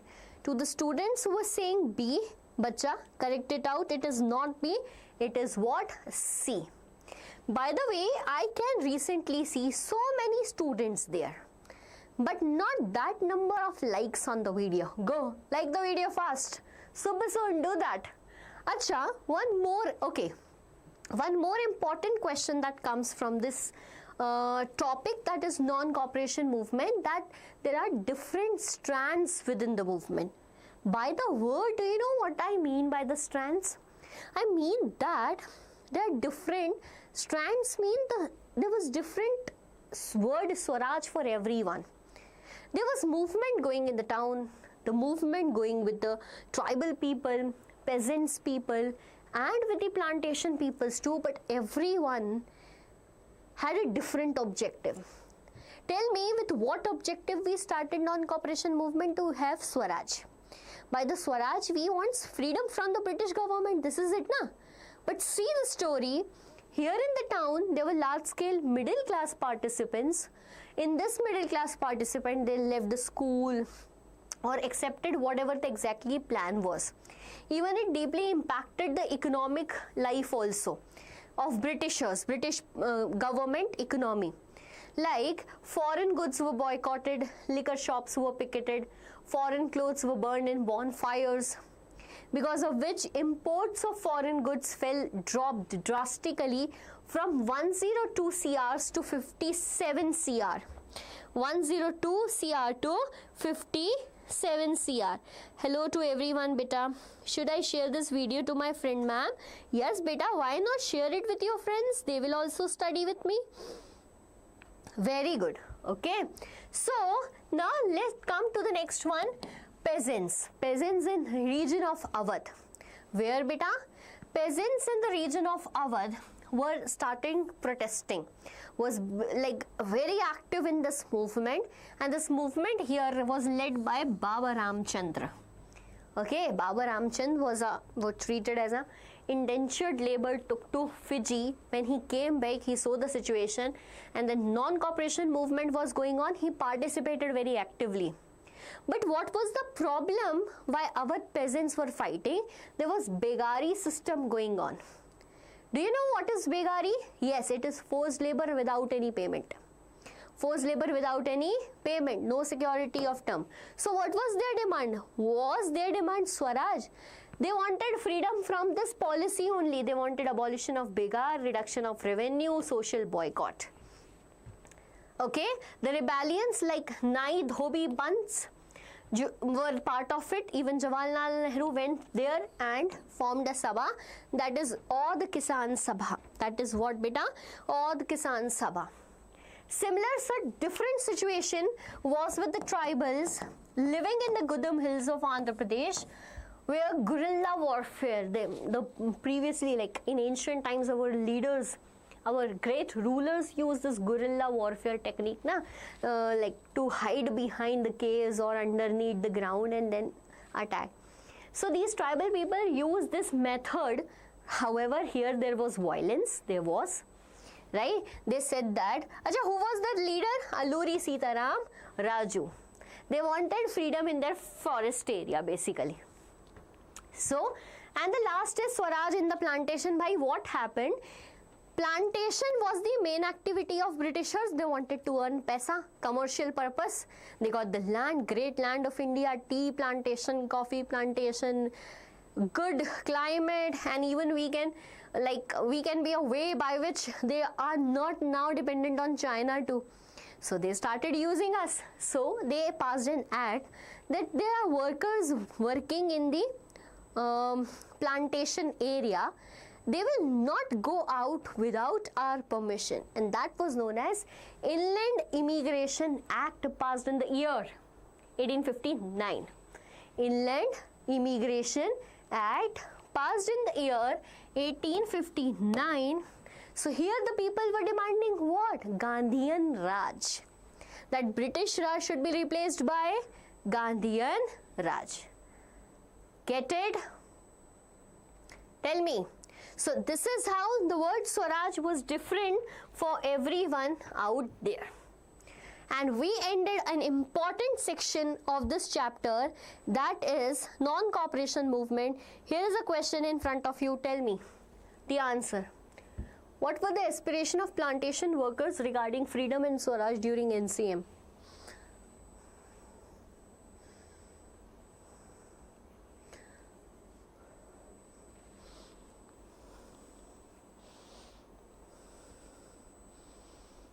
I'll try for my miss. What happened, UP ka balak? Solo? What happened?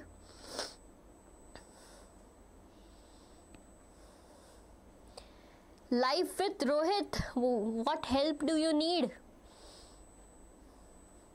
Now exit solo. Exit solo? Why? अरे money चाहिए. Who will give money? Why are you asking money here? So some of you are answering C or some of you are answering D. Let me see. So freedom to move freely and in and out of the confined spaces, yes. Retaining a connection with their village. Bhai, if they will go back, they will retain a connection, but we will think about this. Expectations of receiving land in their own village under Gandhian Raj, yes. Successful completion of their journey, like this is how can 1, 2 and 3, D is the correct answer. Okay, you have to see the recorded videos because your syllabus is not complete.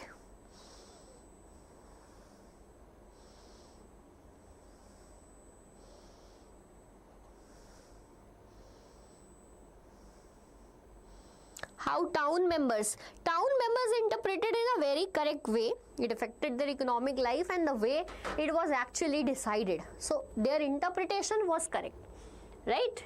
Chalo. Next is, how did non-cooperation movement affect urban areas in India? Withdrawal from government schools and colleges, was this the plan? Second, resignation of headmaster, teachers and lawyers. Third, boycott of council elections. Fourth, picketing of liquor shops and burning of foreign clothes. So how did the non-cooperation movement affected urban areas in India? Then we will also talk about one issue, that is boycott of political sense. C. 1, 2 and 4 is the correct option.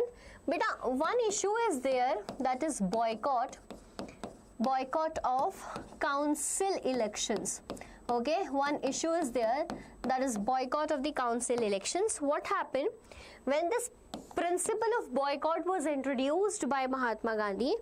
Some of the leaders in the Indian National Congress were not happy. Acha, why were they not happy? What is Indian National Congress by? So Indian National Congress is a political party. And the people wanted to participate in the council elections. So certain leaders were not happy by this. What happened now? So, however, it was accepted, the proposal was later accepted, but there is one party known as Justice Party. Justice Party in Madras, it did not boycott the council elections, rather participated in the council elections, stating that this is basically the political party of lower caste of groups. Okay, lower caste of groups. Now what happened? They said that by in the Indian National Congress we will never be treated equal. Hence we want council elections. We will do. We will not boycott it. Rest other did. Okay beta? Chalo. Done. Now let us move towards civil disobedience movement. Next topic that's very important, that is civil disobedience movement. What happened? Non-cooperation movement ended. Why? What? Boycott. People's were like leaders were not happy. They were so angry. Even the people, citizens were not happy because they were participating in the movement for a long time. So here certain incidents are like C.R. Das and Motilal Nehru made a separate party within Indian National Congress, that is Swaraj Party, and said that we will participate in the council elections. Okay, C.R. Das and Motilal. Who formed Swaraj Party? C.R. Das, Motilal Nehru. Dikha who, ma'am? What? Ma'am, but Brahmins did not accept the movement. No. But why didn't Brahmins accept it? They accepted.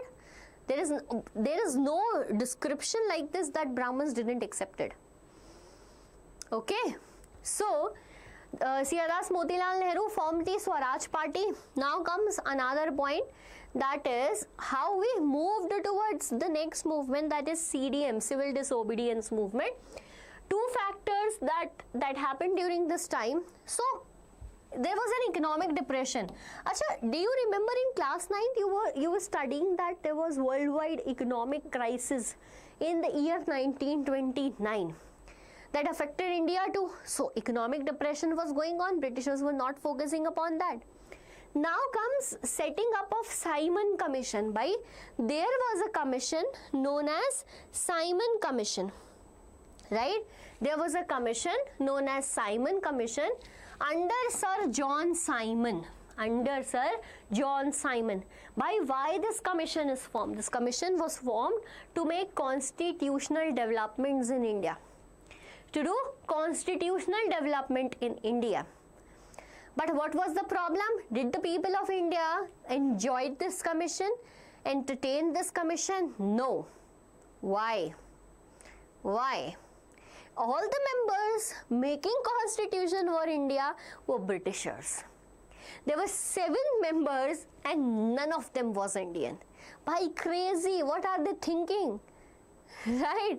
So we said, acha, wait, let's put our efforts.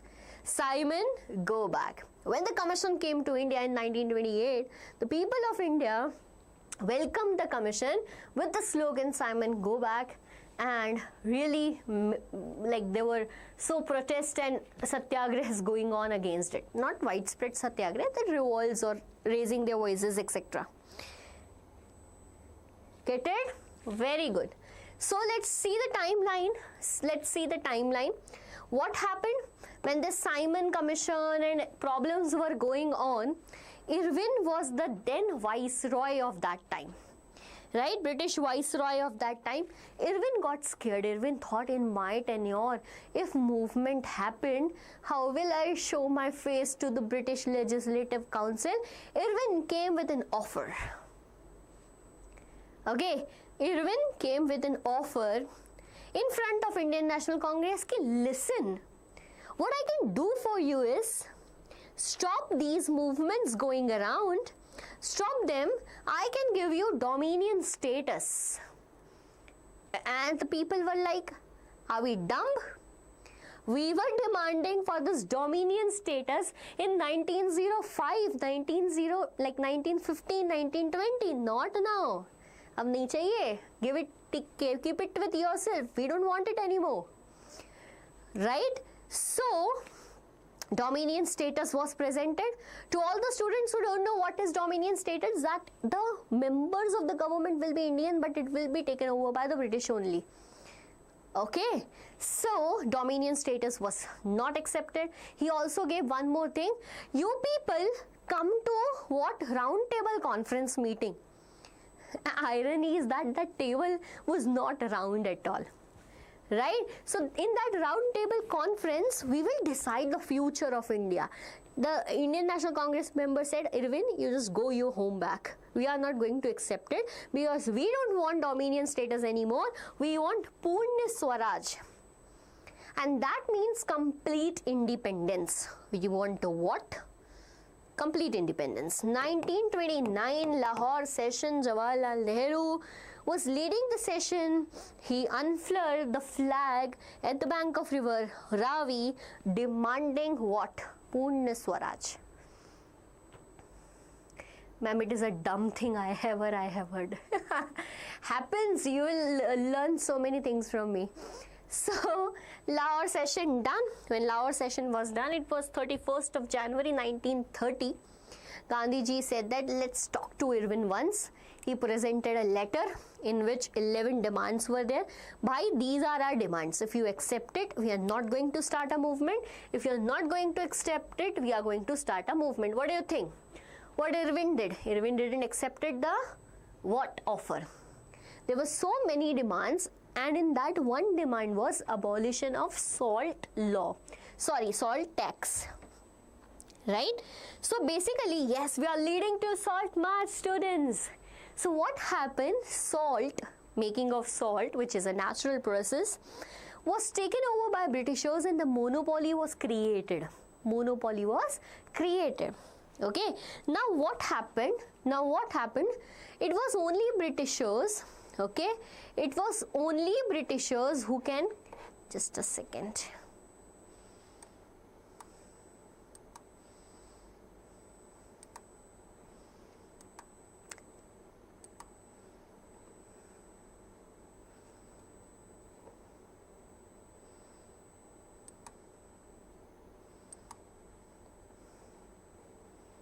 Okay, so it was only Britishers who can make the salt, and tax was even applied on the salt, so people were not happy about that. Hence, salt, like leading the way to civil disobedience movement. The 11th demands not fulfilled by Gandhiji, by Irwin. Then Gandhiji said, by 11th March, if you do not do this, we will start Salt March. Salt March was started on 12th of March. Along with 78 other volunteers of Gandhiji, Gandhiji started the march from Sabarmati Ashram to Dandi, 240 miles, 24 days, 10 miles a day. Finally, Gandhiji reached Dandi and broke that salt law. Right? Broke that salt law. This is known as civil disobedience. Now they are becoming disobedient. Okay, beta, what were the steps taken? Here they are listed. Salt law broken, foreign clothes boycotted, liquor shops picketed, etc., etc. Government response, obviously very bad. Like Congress leaders arrested, violent clashes. Abdul Ghaffar Khan, one of the followers of Gandhian philosophy, he was also arrested. Demonstrators killed, Gandhiji arrested, peaceful satyagrahas were attacked, women were killed, etc. Okay, here we have a question, students. Tell me the correct answer to this. So observe the image given below. What was the agreement between Gandhi and Viceroy? Answer it. I'm sitting for a second. Meanwhile, you are answering it. I'm seeing your answers.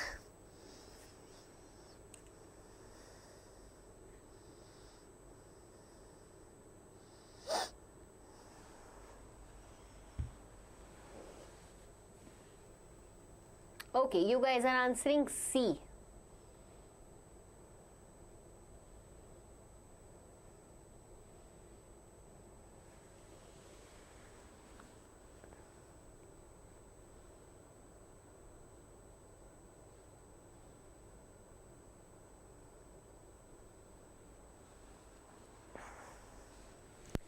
Chalo, let's see what is the correct answer. Gandhiji will participate in round table conference. So India's peace assured by compromise. Viceroy and Gandhi reach agreement. So beta, we'll talk about this. CDM was going on and Gandhiji was arrested. After Gandhiji's arrest, Irwin went to Gandhiji and signed a pact, that is Gandhi-Irwin Pact. Right? How I'll tell you how participants saw the movement. Okay, I'll tell you that. But let's talk about this, and that is known as Gandhi-Irwin Pact. Okay, in this, some of the demands were accepted by Gandhiji, some of the demands were accepted by Irwin. Now what happened? This is in the year 1931. Irwin came to Gandhiji, he listened, I am ready to accept some of your points, but you also accept some of mine. Stop this CDM movement and come and attend the round table conference. So Gandhiji said yes, because Irwin said that I will accept your demands, even I will release the political prisoners, which he later did not. So they are people who betray, but how, I don't know how the trust was there. So coming to the next important point, how participants saw the movement. One of the important section from this chapter, one of the very important, there are rich peasants who participated, because we know if I talk about rich peasants, they were great business and the revenue was so high. Poor peasants, to lower the revenue demands, you can have a look at that. Women, large-scale participation, merchant and industrialist. Because why merchant and industrialist, bacha? Why merchants and industrialists? Because they were reacting against the colonial policies that restrict their business, their export to the rest of the world. Rather, only and only Britishers' import was promoted in the nation. Right? Then we have the participation of workers too. Get it? These were the people who participated. Asha, answer this question. Many rich peasant communities like Patidars of Gujarat and the Jats of Uttar Pradesh refused to participate when the CDM was relaunched. So before that, I want to tell you, Gandhiji attended that round table conference December 1931, but no good response was there in that because there was clash between B.R. Ambedkar and Gandhiji on the issue of untouchables, which we will talk, and hence he came back and relaunched 1932. But these people do not actively participated. Why? Tell me the correct answer.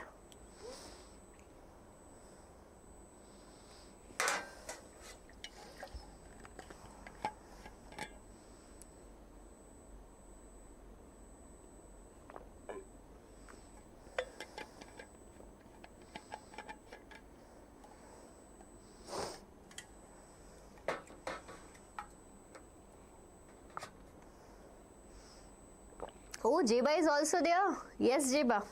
What is the correct answer? C. Acacians, C. Jeba is telling C. Okay. Freedom from them was connected to personal interest too. There was lack of clarities on Gandhiji's plan. They wanted a more extreme and quicker way. This D is the correct answer. There was lapse in planning and execution of the movement of freedom. That is the reason now they were not initiating or participating. Okay? What was the limitations of civil disobedience movement? The two important limitation was, first is untouchables did not participated actively, and the second one is Muslims. So let's talk about this story, which is very important, bacha. Okay, let's start. So if we talk about untouchables, what happened? My caste system is deeply rooted in India, and they were untouchable, the lower caste people, and it was basically, the viewpoint was that untouchables were referred as Harijan by Gandhiji, and Gandhiji was like making efforts to make them equal in the society. But what happened? There were demands. One demand was reserved seats. Okay, that because they are not that socially and economically well because of that social status. So we want reserved seats. ठीक है भाई. But then second is separate electorate. Gandhiji said separate electorate I am not going to give. Why? Because it will create more differences between upper class and lower class people. So there were clashes, etc. going on, right? And the untouchables idea was also that this will not help us to solve our problem. So organize Dalits into depressed class association. B.R. Ambedkar wanted to like increase the position of them. Then what happened? He made a depressed class association. Okay, Gandhiji opposed that separate electorate but later accepted the reserved seat, and this pact is known as Puna Pact between B.R. Ambedkar and Gandhiji. If I talk about Muslims, so you remember NCM started with Khilafat issue? Where is the Khilafat issue? Vanished. So Muslims were not happy. They were also having their demands.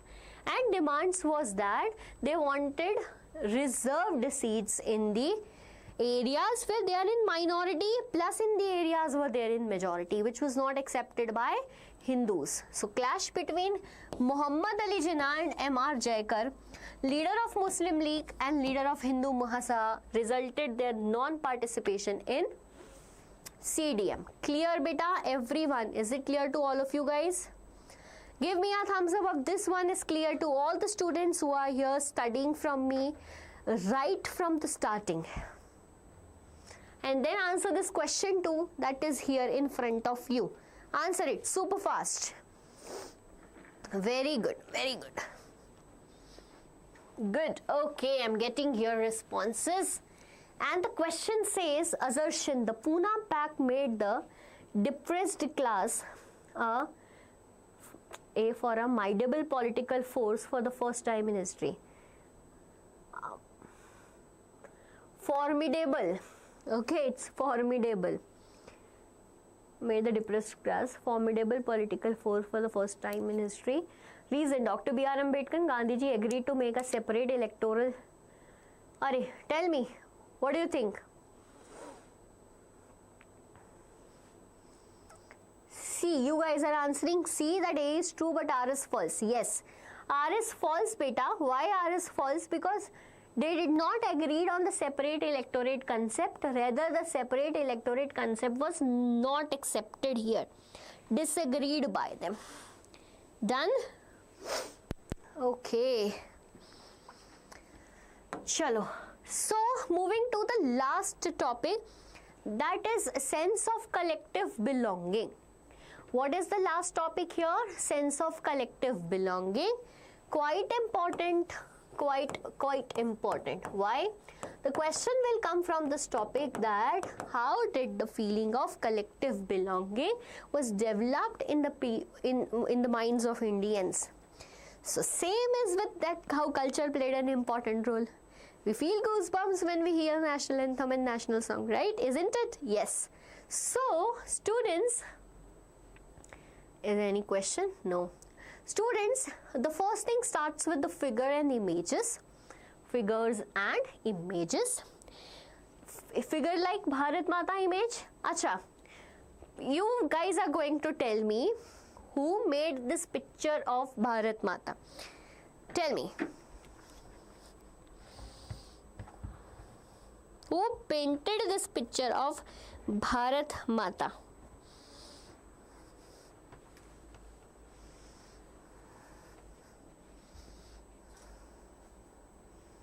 Who painted this picture? Abanindra. Jeba is answering. Abanindranath Tagore.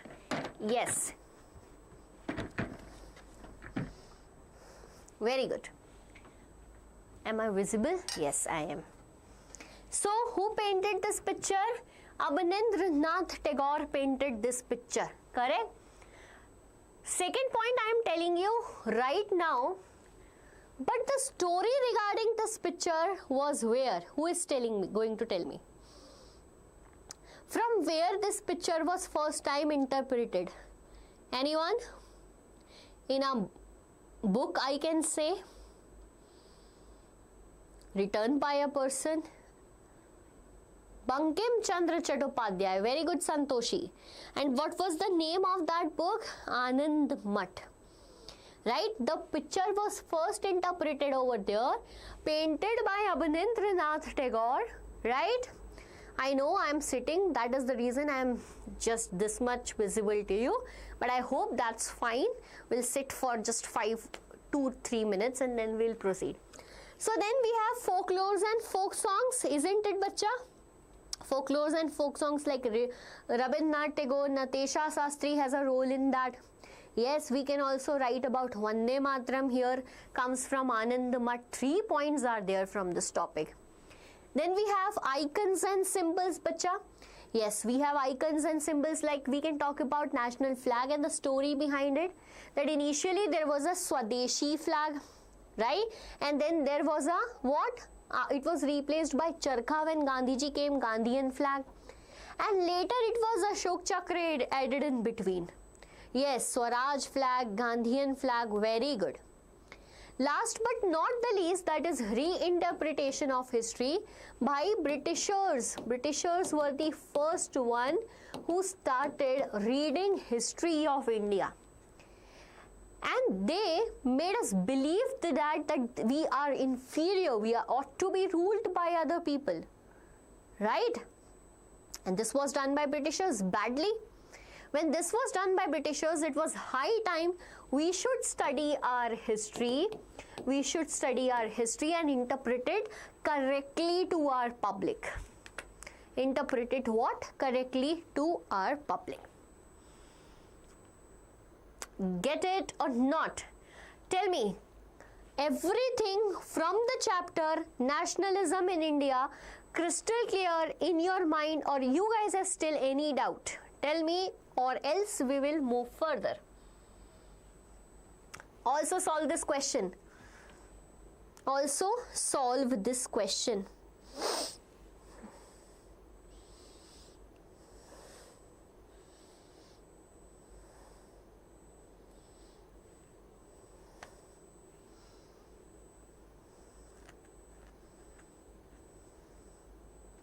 Beta, mind your language. All the students who are not minding the language here, you go chat somewhere else. Who is stopping you from chatting? Go choose some another place, beta. We are here to study. I am not here to read your these nonsense messages here.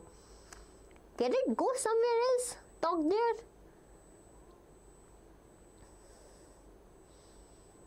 Options are wrong, is it, Jeba? Okay, let me see this. So, 1905. 1905. What happened in 1905? Vallabhbhai Patel let the peasant know. It is this. 1928, Sardar Vallabhbhai led the Bardoli Satyagraha. Acha, do remember this MCQ can come.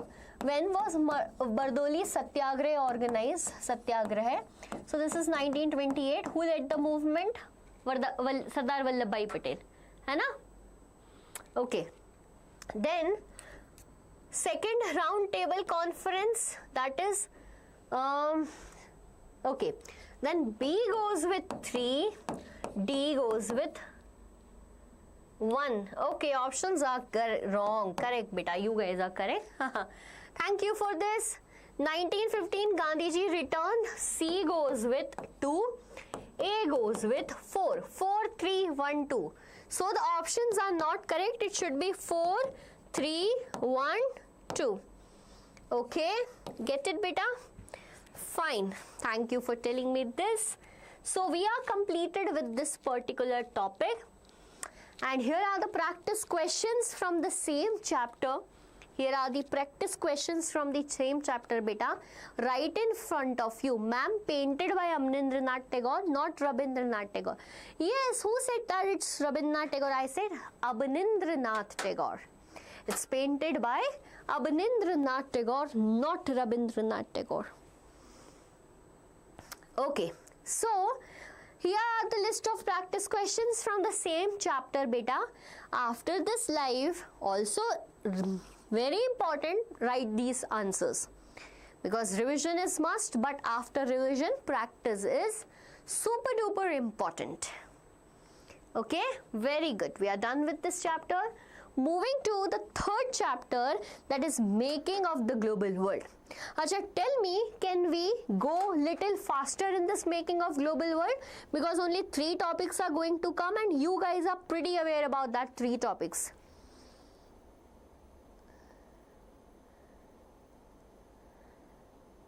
Arambian, you don't know Geo and Civics. Please help. Civics, I'm going to come live tomorrow. But Geography, I did yesterday. You watched that live once.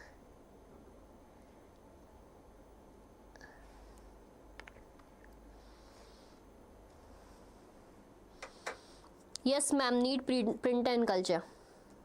Yeah, we are left with print and culture only after this. Okay. Ma'am, hello. Hello, beta. Hello to everyone out there. Okay, ma'am. Sure. Fine. So, Silk Route. Beta, chapter's name is Making of the Global World. 3 topics are coming, 1.1, 1.2, 1.3. Let's do it fast. 1.1, for sure question, what is Silk Route? Tell us with the help of example. What is Silk Route? So, by Silk Route is a vibrant pre-modern trade and cultural link between distant part of the world. Now, ma'am, this we can also read and study. Beta, what happened? China used to make silk, good quality of silk. And in Europe, the silk was in higher demand, right? When it was in higher demand, these people started importing it from here in the pre-modern world. So the globalization is not a new concept, rather it is old one. So there were so many link of land routes, sea routes together known as Silk Route. But do you think that if this route is discovered, only one silk will be moved from one place to another? No. Rather, other products were also traded. Items of trade was Chinese pottery, right? Textiles and spices. Question will come. Trade and culture go hand in hand during this pre-modern time. So in trade you write these points: silk, pottery, textile, etc. Spices. In culture, in return payment was also done in gold and silver. But along with that also one more thing has travelled. But I would say 2 more things has travelled, that is culture and the rest is food. So if I talk about culture, Christian missionaries came via same route, Buddhism spread via the same route, Muslim community came to India via the same route. Get it? And then if I talk about food traveled by in tiffin also, whenever you go to school, different people bring different tiffins. You will see that there were Gujarati people, Marathi people have different sense of making the food. So if this culture sharing is in one place, when people were trading for a long distance, isn't it that food will be shared? Yes. Traders traveled food, like new crops were introduced. Noodles traveled west from China become spaghetti, become flat. I don't know on whom they become flat. So the noodles took from China, went to west and become spaghetti. Arab traveler took pasta to Sicily, and this is how it became an Italian dish, right? Even many of our common foods like potato, soya, groundnut, maize, tomato, chili, sweet potato, all these products were also introduced in Europe and Asia. But it reached from America to Europe and then from Europe to Asia. How did it reach from America to Europe? After Christopher Columbus discovered America. Columbus. This uncle has changed the world. Get it? Get it, beta? One more important question will come from this topic, that how food can change or create the difference between life and death. Right? How food can create the difference between life and death, bhai? Food can create, because what happened? America was discovered by Christopher Columbus. Europe people started moving to America on large scale, right? From there they took so many food items, and one of them was humble potato, right? One of them was humble potato. The people of Ireland became so dependent on humble potato that they started eating better and living longer with the introduction of this. Right? Now what happened? They become so dependent, like they are eating better, living longer, easily the crop is grown over there, everything is going great. One day this humble potato had a disease. Right? The disease spread throughout the potato. Right? Because of which famine occurred, million of people got dead. Million of people got dead over there. Okay, let us practice the questions which we missed earlier. Come on, tell me the answer to this question here in front of you.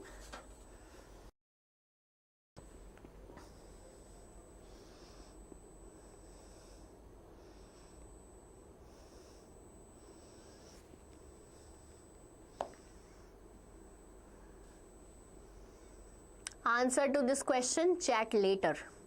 The question is, Buddhism emerged from Eastern India and spread in several directions. Read the following. Due to cultural exchange, Silk Route. So first one is correct.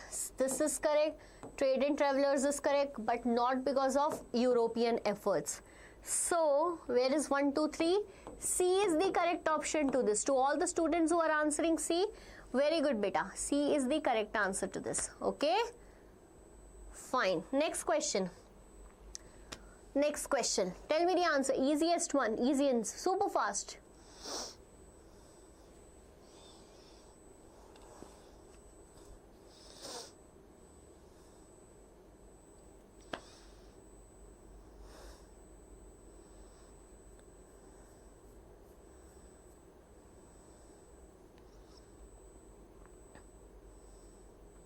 Yes, D is the correct answer. That is all of these. All these products came from America to Europe, from Europe to Asia. Very good, beta, very good. Okay, new food makes the difference between introduction. Tell me the answer to this, assertion and reason.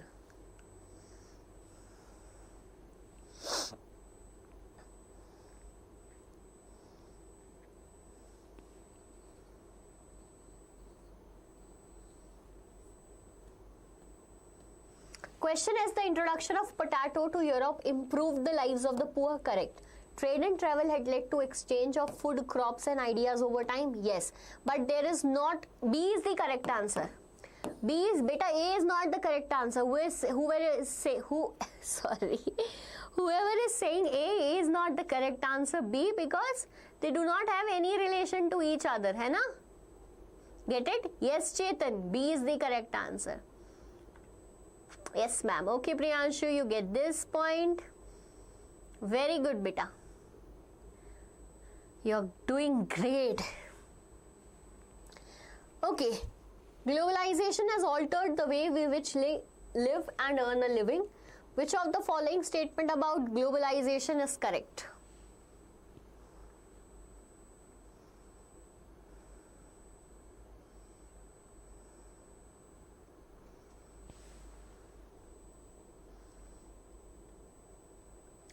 Hi Lavanya, hello, how are you beta?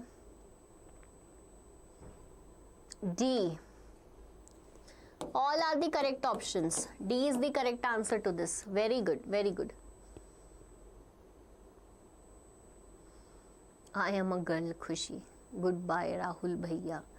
Mujhe. What are you guys doing here? Damn, before the exam. Lovely, nice name. Hi Khushi, how are you? Okay, great. So, one more topic and the last topic of this chapter, that is disease and conquest. Let's talk about this. So, what happened? Last topic is that we just read that how America has been discovered by Christopher Columbus. And but for millions of, for so many years, not millions, America has been cut off with the regular contact with the rest of the world.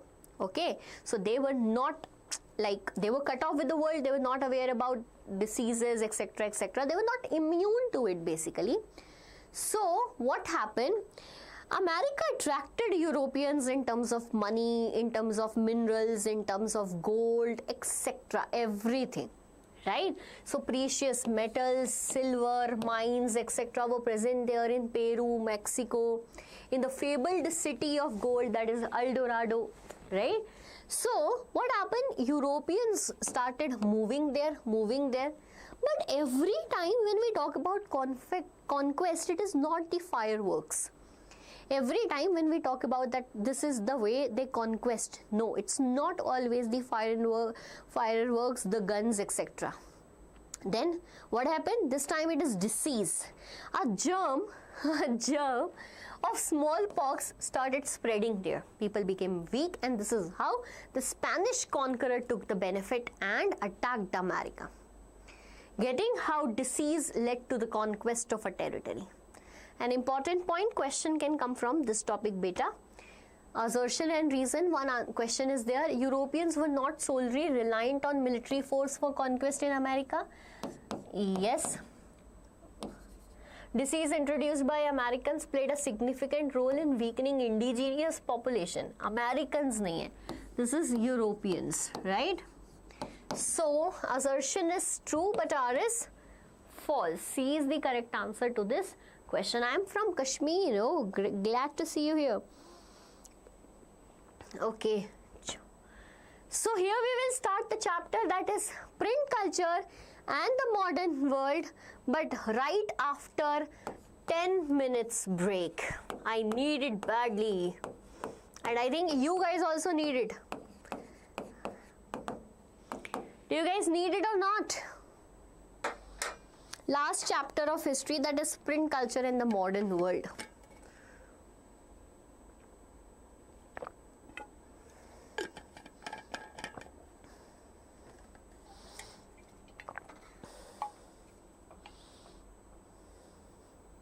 Okay students, there is a 10-minute break. I'll come back after 10 minutes.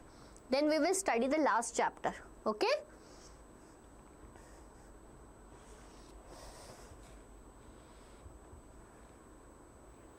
Okay, beta.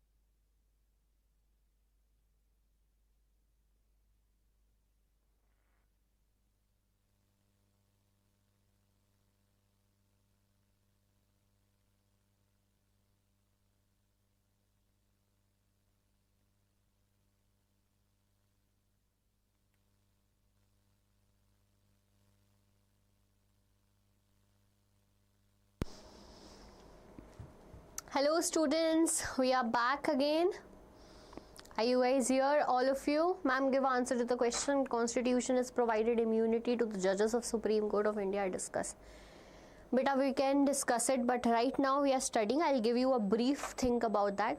Yes, Supreme Constitution has given some immunity to Supreme Court, members of Supreme Court, because they are this is the highest court of appeal.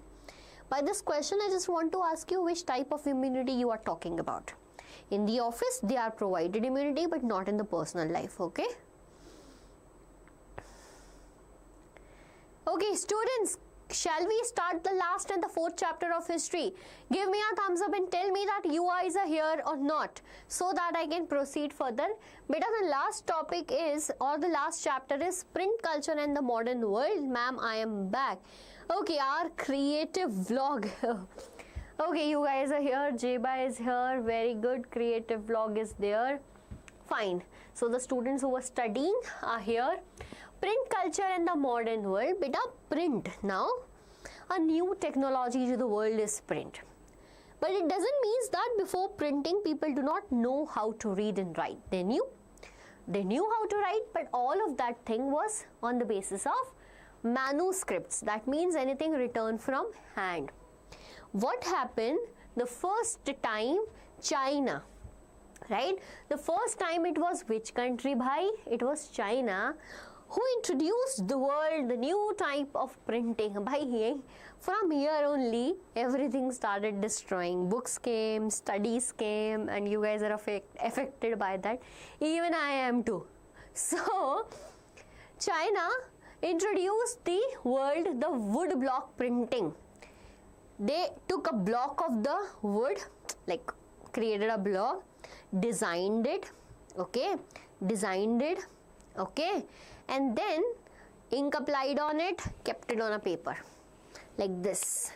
Printing done. Inscribed the letters over there, inscriptions like we know na, carved out of something, that that hard substance here is wood. So wood block printing was started from China. From China it reached to Japan, right? And then Korea. Get it? China introduced printing in Japan around 768 AD to 778 AD. But before moving to Japan, we have a question that comes in your exams, that how did China popularized or monopolized printing?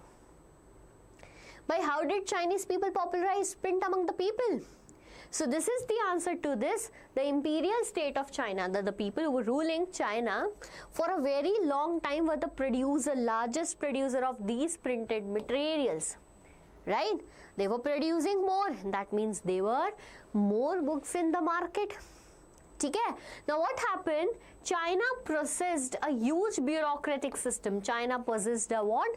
Huge bureaucratic civil service system. For civil service, exam is going to be done. For exams, we need books. Government said that we are going to provide you books for free.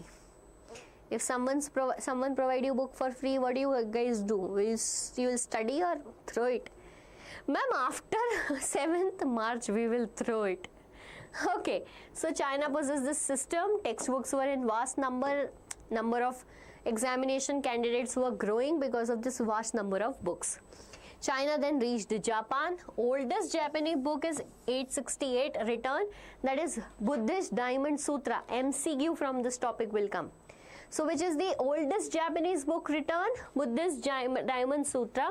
Later pictures were added to make it more interesting. Placards were done. And this is how an urban center developed because of print, that was referred as Edo, which is in today's world Tokyo, the capital of Japan. Get it?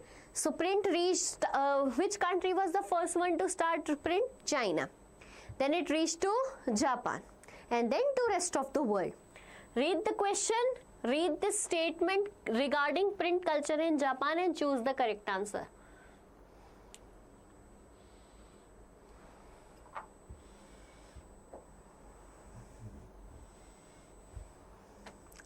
Tell me.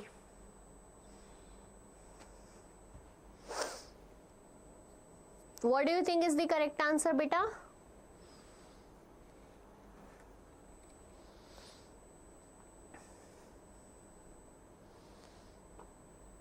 Anyone who's giving answers other than talking? Chetan Kumar, D.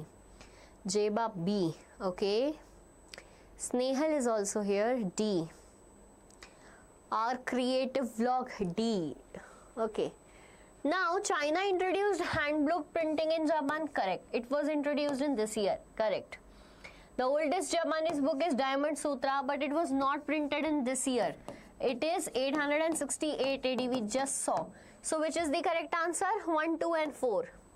1, 2 and 4. D is the correct answer, beta. Whoever is making mistakes, that means your concentration is not here. We just in the last PPT saw this year. See, 868. I circled it also. Is this PDF given for history, ma'am? Yes, beta, PDF is given here. Link is in the description box. You can go and download. Okay? Fine. Get it, beta? So, here it is. Now, next is print came to Europe. Like the print from China reached to Japan, print also reached to Europe. How? There was a man, Marco Polo. It reached to Europe via the Silk Route basically, but there was also a man in 1295, Marco Polo. Marco Polo was an Italian explorer, right? He loves to visit the world. So he was exploring the world, he reached China, lived there for so many years, so that woodblock printing and we are lacking in this technology. Let's take it to Europe, obviously. So he took this to Italy, and after that from Italy, it reached to the rest of Europe. Woodblock printing now to Europe, and don't you think that Europeans will add spices to this technology? Yes, and they did. Right? So luxury editions were started being written on vellum, the paper made up of animal skins and luxurious paper. Right? What happened? Day by day, number of production in Europe was also increasing. Right? Demands for the books increased, booksellers increased. They started exporting the books to all over Europe, and this is how, pay attention, this woodblock printing reached Europe, and this spice will be added in Europe, and that spice is machines. Right? Now, pay attention, woodblock printing will be replaced by mechanical printing. Machines will be made like we have today, and this will bring revolution that is known as print revolution. But who made this machine for the very first time? By this one. Who is he? Who is he? He is Gutenberg. Right? Gutenberg, in the year 1448, perfected the system of printing press. The first book that he printed was Bible. The first book that he printed was Bible. It took 3 years to complete 180 copies by this. Now what he did? But what system, ma'am, you are talking about? So he made the printing press. How? Beta, he belonged to a family of like olive oils and all that. Oil presses were there in their house. So he saw that technology, and he was a goldsmith. He know how to inscribe. He took a metal plate, inscribed the letters, attached to the olive press, kept a paper down, pressed it. Printing done. Crazy. Right. So this person has made printing press introduced to the world. Okay, read the question. Question is long, answer it fast. Identify what contribution to the right of literacy rate and the emergence of reading mania in Europe during 17th-18th century. Select the statements and options given below. So I will tell you, as books were increasing day by day, literacy rate was increasing over there. New things were coming, and one among them is reading mania. One among them is what? Reading mania. First read the question, answer it, then I'll explain it in detail, okay?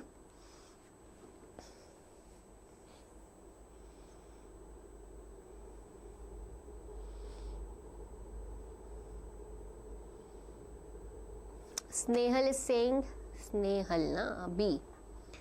Anyone else with the answer? C. Jeba is saying Jeba. You are making mistakes today. I saw that.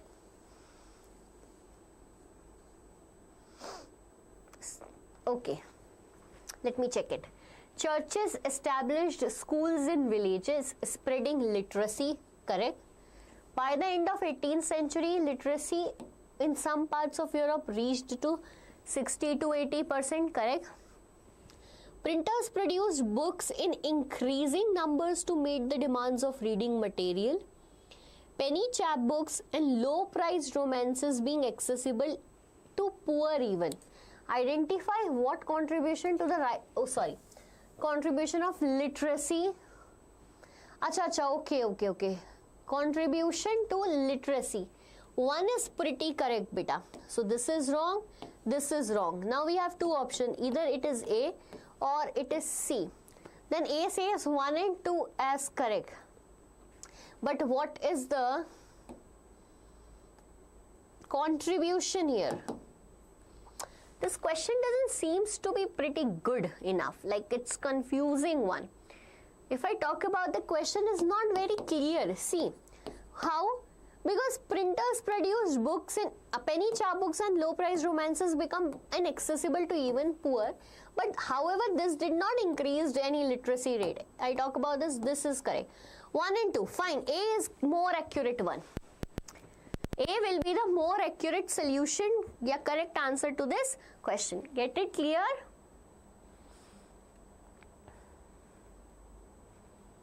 Ma'am, notes. Beta, notes PDF is provided to you. You can go in the description box. The link is there. Download it. You can download it. Okay, very good. Chalo. Now, as I told you, the revolution in the world will come. The print revolution that is popularly known as. And here comes the revolution. How? A new reading public emerged. Okay. How new reading public emerged? Because literacy rate in the 17th, 18th century, Europe rose so much. It went up. And as it went up, more printed books were there. Reduced cost was there. Right? Earlier, there was only rich people who were reading. Now, reading is provided to everyone. Common people, which used to like totally depend upon oral way of sharing knowledge, now have the access to the cheaper books. Print technology improved. Books are cheaper now. Transition was, however, not simple, but it was made easier. Like books were printed, the borders were made handmade, so that people have a feeling of that, oh, these are manuscripts only. Getting my point, beta? This was done. Right? As there will be more reading public in the revolution, and the revolution impact will be there, na? Wherever there will be more reading public, there will be religious discussions too. And some of the great people who were ruling the world were fearing about this. They knew that they didn't welcome the print very nicely, because they knew that when print will come, people will learn, people will get educated, and they will question us. They will what? Question us. So not everyone welcomed the print books. Rather, people thought that the circulated books may spread rebellious and irreligious ideologies. And when those people saw that we are being questioned, now they started stopping people from publishing. Okay, here an index of prohibited books was printed in the year 1558, that by these books are prohibited. You can't sell it in the market. You can't make books regarding these ideologies. Get it? Now, this is important. And here come two people. First, I will talk about Luther, and then we will talk about Menocchio. So there is a person, Martin Luther, who believed that printing is the ultimate gift of God and the greatest one. Why? He published a book, Testament of the Mankind. Right? He published a book in which he outrightly presented his views against the Catholic practices which were not given. Like, see, in Indian society also there were certain practices like Sati Pratha, Pandits and Brahmins taking gifts and all. So here in the church also same was seen. When same was seen, it was not accepted by Luther. Luther started criticizing that Catholic practices, wrote a book, pasted that copy in the gate of the church, and everyone got like so much affected by it, saw that. Now what happened, my dear students? Now what happened? After this, there is a group formed known as Protestants. These were referred as Protestants. Get it? Give me a thumbs up if you get the points up till here. So Luther is done. We have another person also write about the reforms, but the ideology of Luther and Minocchio was different. He was a miller in Italy. He started reading books available in the market, right? He also enraged against Roman Catholic Church. He was hauled up twice and he was executed. This is how the people's mouth was shut down just because they were writing against these people who were ruling the world since time. Print brought the revolution. Books came up, religious practice questions, people were asked to shut their mouths, etc. Done? Very good. Next. Consider the statement given below and choose the correct answer. Tell me.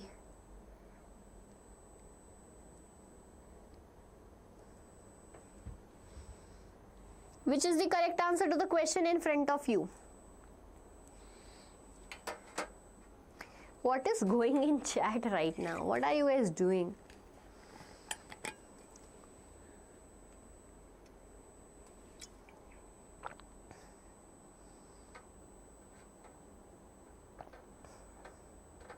Some of my very good students who are studying, and here comes the entry of some students just treating it as a chatting box.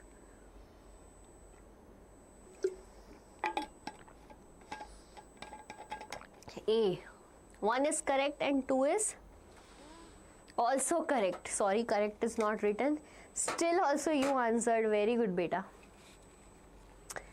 1 and 2 both are correct. Okay.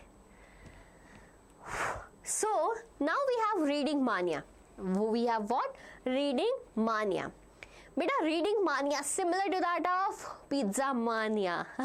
Okay, small thing of something. So reading mania, what happens now? Like you have seen child poems and all that books, romance stories and all that books, which have 5 to 6 pages, very interesting small books. So whenever we see that books, we feel, oh my god, let's buy it and let's read it. However, it is kept in our home, I know that. But that mania attracted people. So now the European peoples use this technique to sell, like it is a marketing technique basically. So reading mania increased in 17th and 18th century. This is how. There were almanacs. Almanacs were what? Religious, ritualist calendars. Question can come, what are almanacs? So they are ritual calendars that were circulated in the market in England. Petty chapbooks. Petty means small. Sorry, petty means cheap, and small chapbooks were circulated. The people who sold them in the market were chapmens. They were chapmens. So in France, it was bibliothèque blue. Why it is blue? Because the cover was of blue color, cheap paper, right? Not that of good quality. History, romances, books of 4 to 6 pages were sold in the market. There were small books where ideas of scientists and philosophers were also written, like Isaac Newton is in this time, Rousseau during this time, etc., etc. Get it? Now, here come one more thing, beta. As I just told you that the ideas of philosophers raised here. So, because of this, there was so much change in the society. Because these philosophers discussed about democracy, these philosophers discussed about political rights, and many more such things. Like when they discussed about this, who was being challenged? Aristocratic people were being challenged. And here, one of the persons said that, tremble therefore tyrants of the world. The tyrants of the world, the people who were ruling up till now, you need to tremble now. You need to shake. Why? Because what came? Print revolution came. What came, my dear students? Print revolution. But who said the statement? The statement is given by Louis Sebastian Mercier. Okay, Louis Sebastian Mercier. One question, important question that can come from this topic, how print culture had an important role or impact on the French Revolution. So we guys know that why in French Revolution philosophers had a role. When enlightened thinkers gave their ideas, people understood why democracy in USA, what we are doing. Right? Now, print created a new culture of dialogue and division. People started talking and questioning the what? Monarchy. Get it? Next question. According to Louis Sebastian Mercier, what role did public opinion play in combating despotism? So we just saw na? Okay. Choose the appropriate examples from the following option. Public opinion was irrelevant in challenging despotic rule. So do you think that public opinion was irrelevant? No. Public opinion was considered as a minor factor in societal transformation? I don't think. Public opinion was viewed as a force capable of sweeping away despotism? Yes. Tremble, therefore, tyrants of the world, because with the help of print, public opinion will be presented and it will be raised. Okay, public opinion has the potential to challenge. Okay, solo edits, you also became the party of these students chatting here today.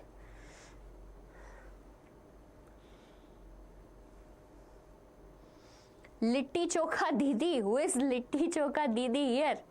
Huh? Okay, so coming to the 19th century world of Europe, where everything changed. So how print has a face for children, for women, for workers? Let's have a look. Fine? Okay, students. So 19th century print, what happened? There were printing press especially for children. Question can come from this topic especially. Education was made compulsory for all the students. Especially in France, a printing press was established. Grimm's brother, all these brothers are doing crazy things, right? Grimm's brothers went from places to places, collected folk tales, folklores, took all the vulgarity out of there, made the book for children. Okay, this is how the promotion was going on. Women became the important readers. In the leisure time, leisure activity was one of them, writing and reading. Right? Best known novelist is Jane Austen and Bront sister. Along with that, George Eliot. Right? We also read the stories of them now also. In workers also, the culture of reading started. Even the technology was growing up. Further innovations were there. We can see that one technology that 8,000 sheets were being printed in 1 hour. Remember when Gutenberg in 1448 made the system? 3 years took for 180 copies. Here 8,000 sheets are printed in 1 hour. Even now the technology is changed, like offset prints can print for 6 colors. So that was also great. Yes. Question is here, technological advancement. Answer the question, bacha.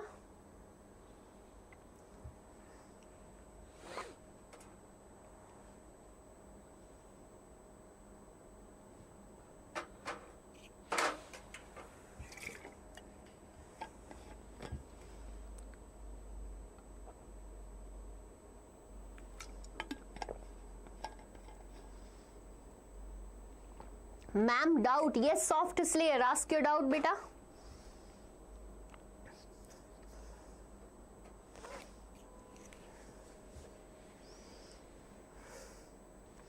Also answer the question that is in front of you. I am waiting for your response.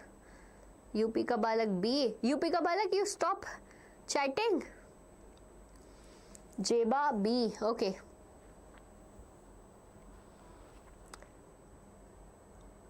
Technological advancement in printing press throughout the 19th century. Okay. allowed for color printing. Okay, B is the correct because they do not have any connection between them. Separately, they are different one. Okay, good.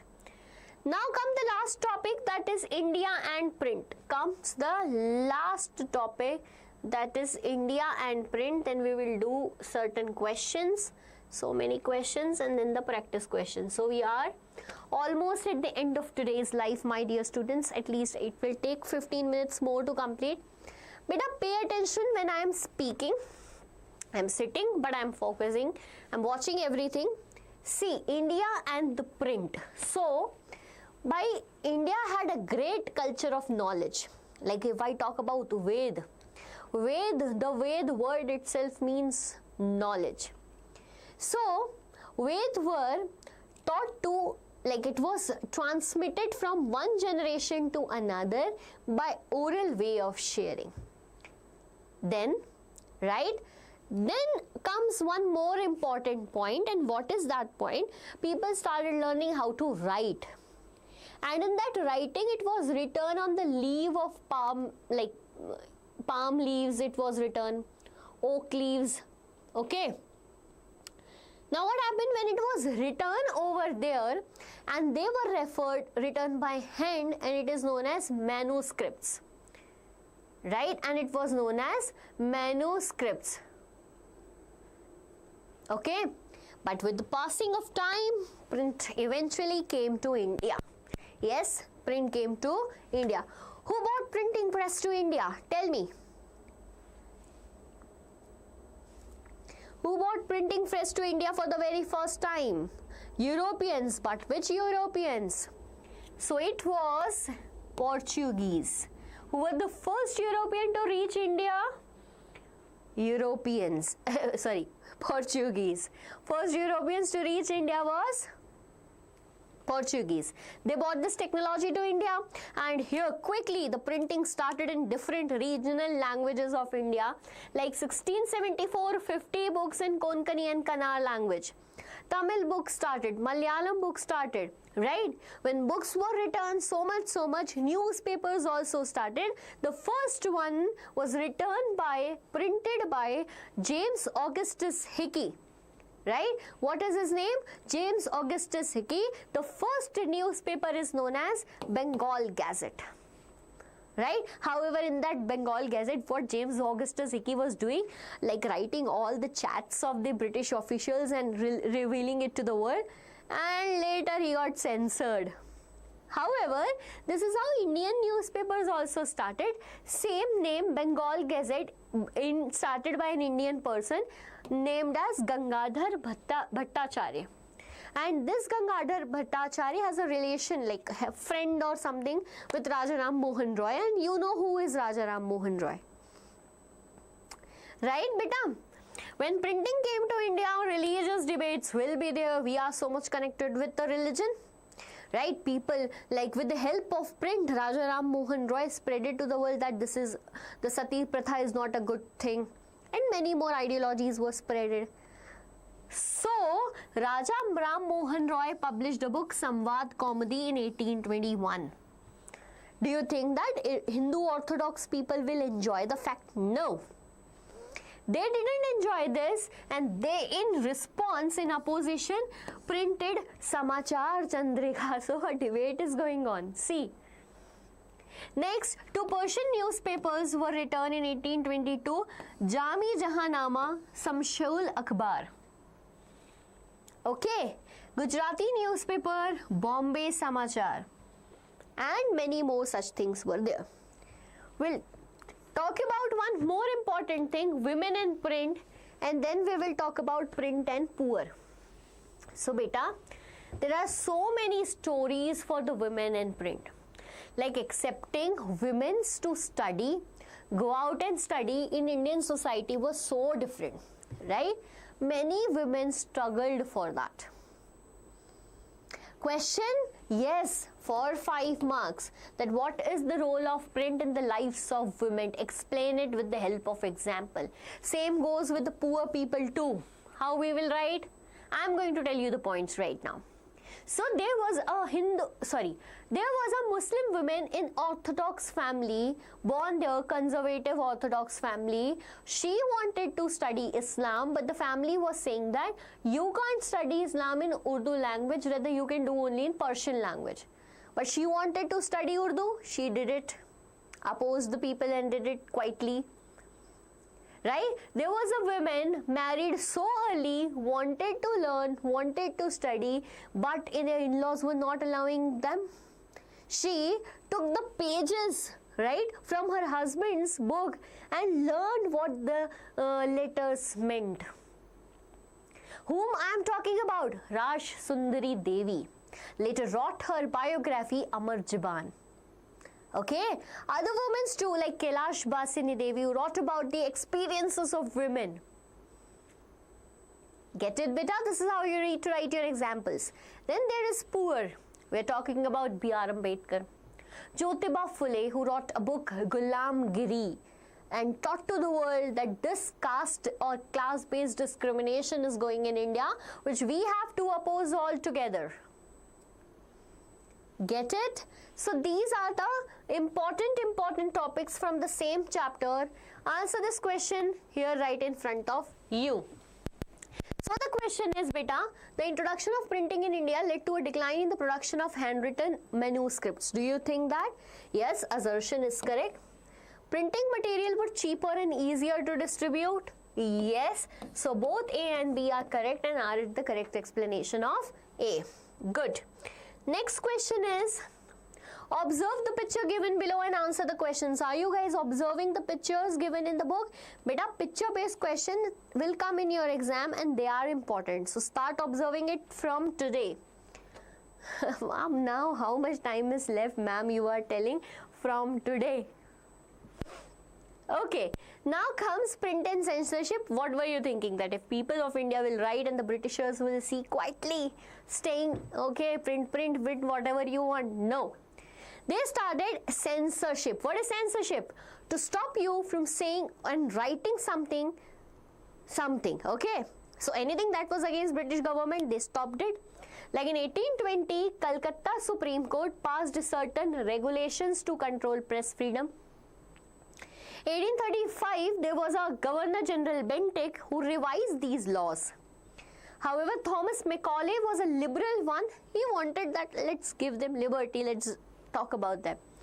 But now comes an important, this Viceroy in 1878 who passed Vernacular Press Act. Beta, 2-marker or a 3-marker question comes from this topic that explained what is Vernacular Press Act. Vernacular means regional.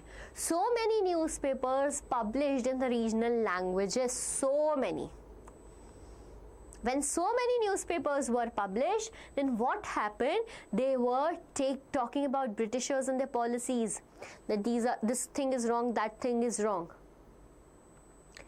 Right? So they started saying them that, see, this was on the basis of Irish press law, on the model of Irish press law. Even Bal Gangadhar Tilak was arrested when he wrote Kesari. This act says that if you publish anything against the Britishers, first we will seize the payment. Right? A payment was taken from them in prior, whenever you open a printing press. So we will seize that payment. If you didn't stop, we will seize your printing press. And this is known as censorship. Get it? Solve this question later. Here are the practice questions from this chapter. And the list is this. Okay, beta. So this was all about today's session, A Life for History. Now, tell me, students, are you pretty confident about history or not? Okay, let's have a chat for 2 to 5 minutes and then I'll go. All the students who joined my live session since starting, just let me know.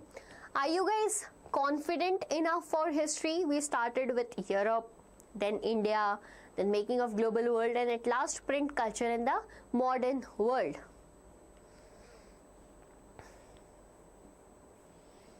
Ma'am, I am confident, but geography. So were you not there in you were there in last live also. Beta, revise it again and again. You will able to do that. Able to do that very nicely. Okay, crystal clear, ma'am. Okay, July, you are here. I thought you went. I thought all the students who were actually watching it, responding to the things. I missed the chats because I can't filter, na. These rubbish chats are coming in between. Yes, ma'am, but geography and facts naha yaad ho rahe. Beta, revise it again and again. Make a chart. Write it again and again. It will be done. Don't worry, we are just one day before the exam and you need to be confident enough, right? Revise it as much as possible, and still if you guys have any doubt, I'm giving you 5 minutes. Ask it from me, or ma'am, but history is crystal clear. Okay, any tips? Yes, Jeba, let me give you some tips. Beta, the tips are such that when you go to exam, right? When you go to exam, the first thing that I can suggest you is that, okay, I can suggest you, beta, use that 15 minutes of reading time. Read all the MCQs in that time. Think about that MCQs in that time, plus case-based questions too. We don't have enough time to read them later because SST will be a lengthy paper. I mean when I say that, it will be a lengthy paper, right? And you won't be able to complete it if you don't do these things in priority. So, use that 15 minutes of reading time, okay, for reading what? MCQs, case-based questions. Do not get stuck in a question which you don't know, right? Along with your content, focus on presentation. Answer should be intro, points, conclusion. Intro, points, conclusion, right? Follow this pattern and you are definitely going to get full marks. Okay, other than that, carry all your items, stationary items which are needful, because this can create a situation of panic in your mind while writing the answers. So focus on that too. Okay, students, this is all about today's live. We'll meet tomorrow again. To all the students who want the PDF of this PDF of this sessions, you can go in description, download the link and get it. Okay, sorry, download the PDF. How can you download the link? My brain is not braining now. Bye students, good night, all the best. Meet you tomorrow at the same time with the session 4, write fast, which is left. Let me see, you guys are aware about it or not. Session 4, which session is left for us now? Civics. Yes, Jeva, I was expecting your response. Very good. So we'll meet tomorrow at 5 for civics. Be prepared, come prepared from starting, like from morning you can study civics on your own and then can revise it with me. Okay, bye bye bacha. Good night.